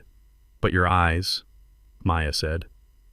My eyes are fine, I said, walking toward the Porsche that was still sitting in the driveway. The tow truck hadn't arrived yet. Actually, I said, stopping. We are not taking the Porsche. That belongs to the bank now. I pointed to my old reliable sedan parked on the street. We are taking the Chariot, I said. Maya smiled. She carried Lily to my car. I buckled them in. I got into the driver's seat. The engine started with a familiar rumble. No flash, no roar, just reliability. As we drove away, I looked in the rearview mirror. The Sterling mansion sat dark and looming on the hill. It was a beautiful house on the outside, but inside it was rotten. I looked at Maya in the passenger seat. She was looking out the window, watching the city lights go by. She was holding the keys to her new apartment in one hand and the bank book in the other. We are free, Daddy, she whispered. Yes, we are, baby girl, I said, turning onto the highway. We are free. And the best part was Braden Sterling was currently sitting in a holding cell, probably realizing that the only thing he owned now was a pair of orange coveralls. And those didn't even have pockets. I turned on the radio. Some old jazz was playing. I hummed along. The lion had hunted. The lion had eaten. And now the lion was bringing his cubs home. 6 months have passed since the night the lights went out at the Sterling mansion. It is May now, and the spring sunshine is pouring through the large sliding glass doors of Maya's new condo. It is a different kind of light than what we had at the old house. It does not reflect off cold marble or gilded mirrors. It lands on warm oak floors and soft rugs and toys that are scattered happily across the living room. I am sitting in my favorite armchair, a sturdy leather recliner that Maya insisted on buying for me with her first paycheck from her new job. I have a cup of chamomile tea in my hand. It is quiet, but it is a good quiet. It is the silence of peace, not the silence of fear. Outside, on the small patch of green lawn that belongs to the ground floor unit, I can see Lily. She is running through the sprinkler, squealing with joy. She is not the pale, shivering ghost I carried into the emergency room last winter. Her cheeks are round and pink like ripe apples. Her legs are strong. She has gained 8 pounds and grown 2 inches. She is wearing a t-shirt that is stained with grass and mud, and to me, it is the most beautiful outfit in the world because it means she is allowed to be a child. Maya is sitting at the dining table. She is surrounded by thick textbooks and highlighted notes. She is studying for her entrance exams for the nurse practitioner program. She is wearing her scrubs. She looks tired, but it is the good kind of tired, the kind that comes from building a future, not from dodging abuse. She looks up and sees me watching her. She smiles. It is a real smile. It reaches her eyes, which are clear and bright. I turn my attention back to the small television in the corner. The local news is on. The anchor woman is reading the headlines. Former real estate developer Braden Sterling was sentenced today in federal court. I lean forward slightly. The judge handed down a sentence of 3 years in federal prison for wire fraud, tax evasion, and child identity theft. Sterling, who was arrested 6 months ago following a dramatic confrontation at his home, remained silent as the verdict was read. The screen shows a brief clip of Braden being led out of the courthouse. He is wearing an orange jumpsuit. His hair is shaved. He looks older. He looks defeated. He is not looking at the cameras. He is looking at his feet. The arrogance is gone, scraped away by the reality of a 6x8 cell. I take a sip of tea. 3 years. It is enough time to think. Enough time to realize that the biggest gamble of his life was the one he took against his own family. The news report continues. Sterling's mother, Patricia Sterling, declined to comment. Sources say she has relocated to a state-subsidized housing facility in the South District following the seizure of the family assets. I nod slowly. The South District. It is a humble neighborhood, the kind of place Patricia used to look down on from her ivory tower. Now she is living in it. She is living on a fixed income, standing in line at the grocery store with the very people she used to mock. It is a harsh lesson, but gravity is a law that applies to everyone, even those who think they can fly. I turn off the TV. The screen goes black. The chapter is closed. I pick up the small silver frame that sits on the side table next to my tea. It is a photo of Clara, my late wife. She is laughing in the picture wearing her Sunday hat.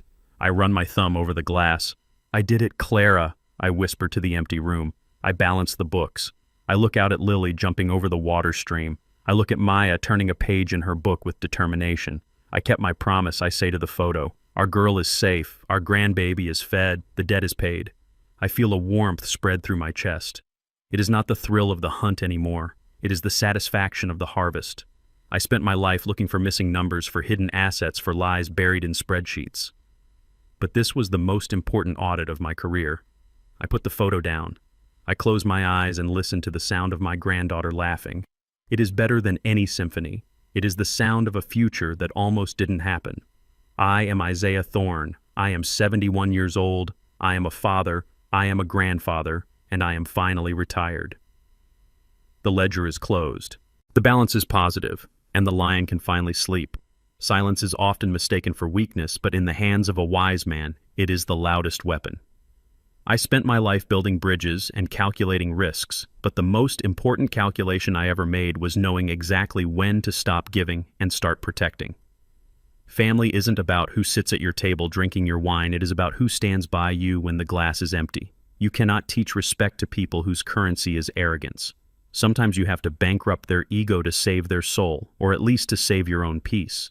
If this story resonated with you, please hit that like button and subscribe to the channel. It helps more than you know. And I want to ask you a question. Have you ever had to make a hard choice to protect someone you love from toxic family members? Tell me your story in the comments below. I read every single one. Until next time, take care of yourselves and remember to check the books.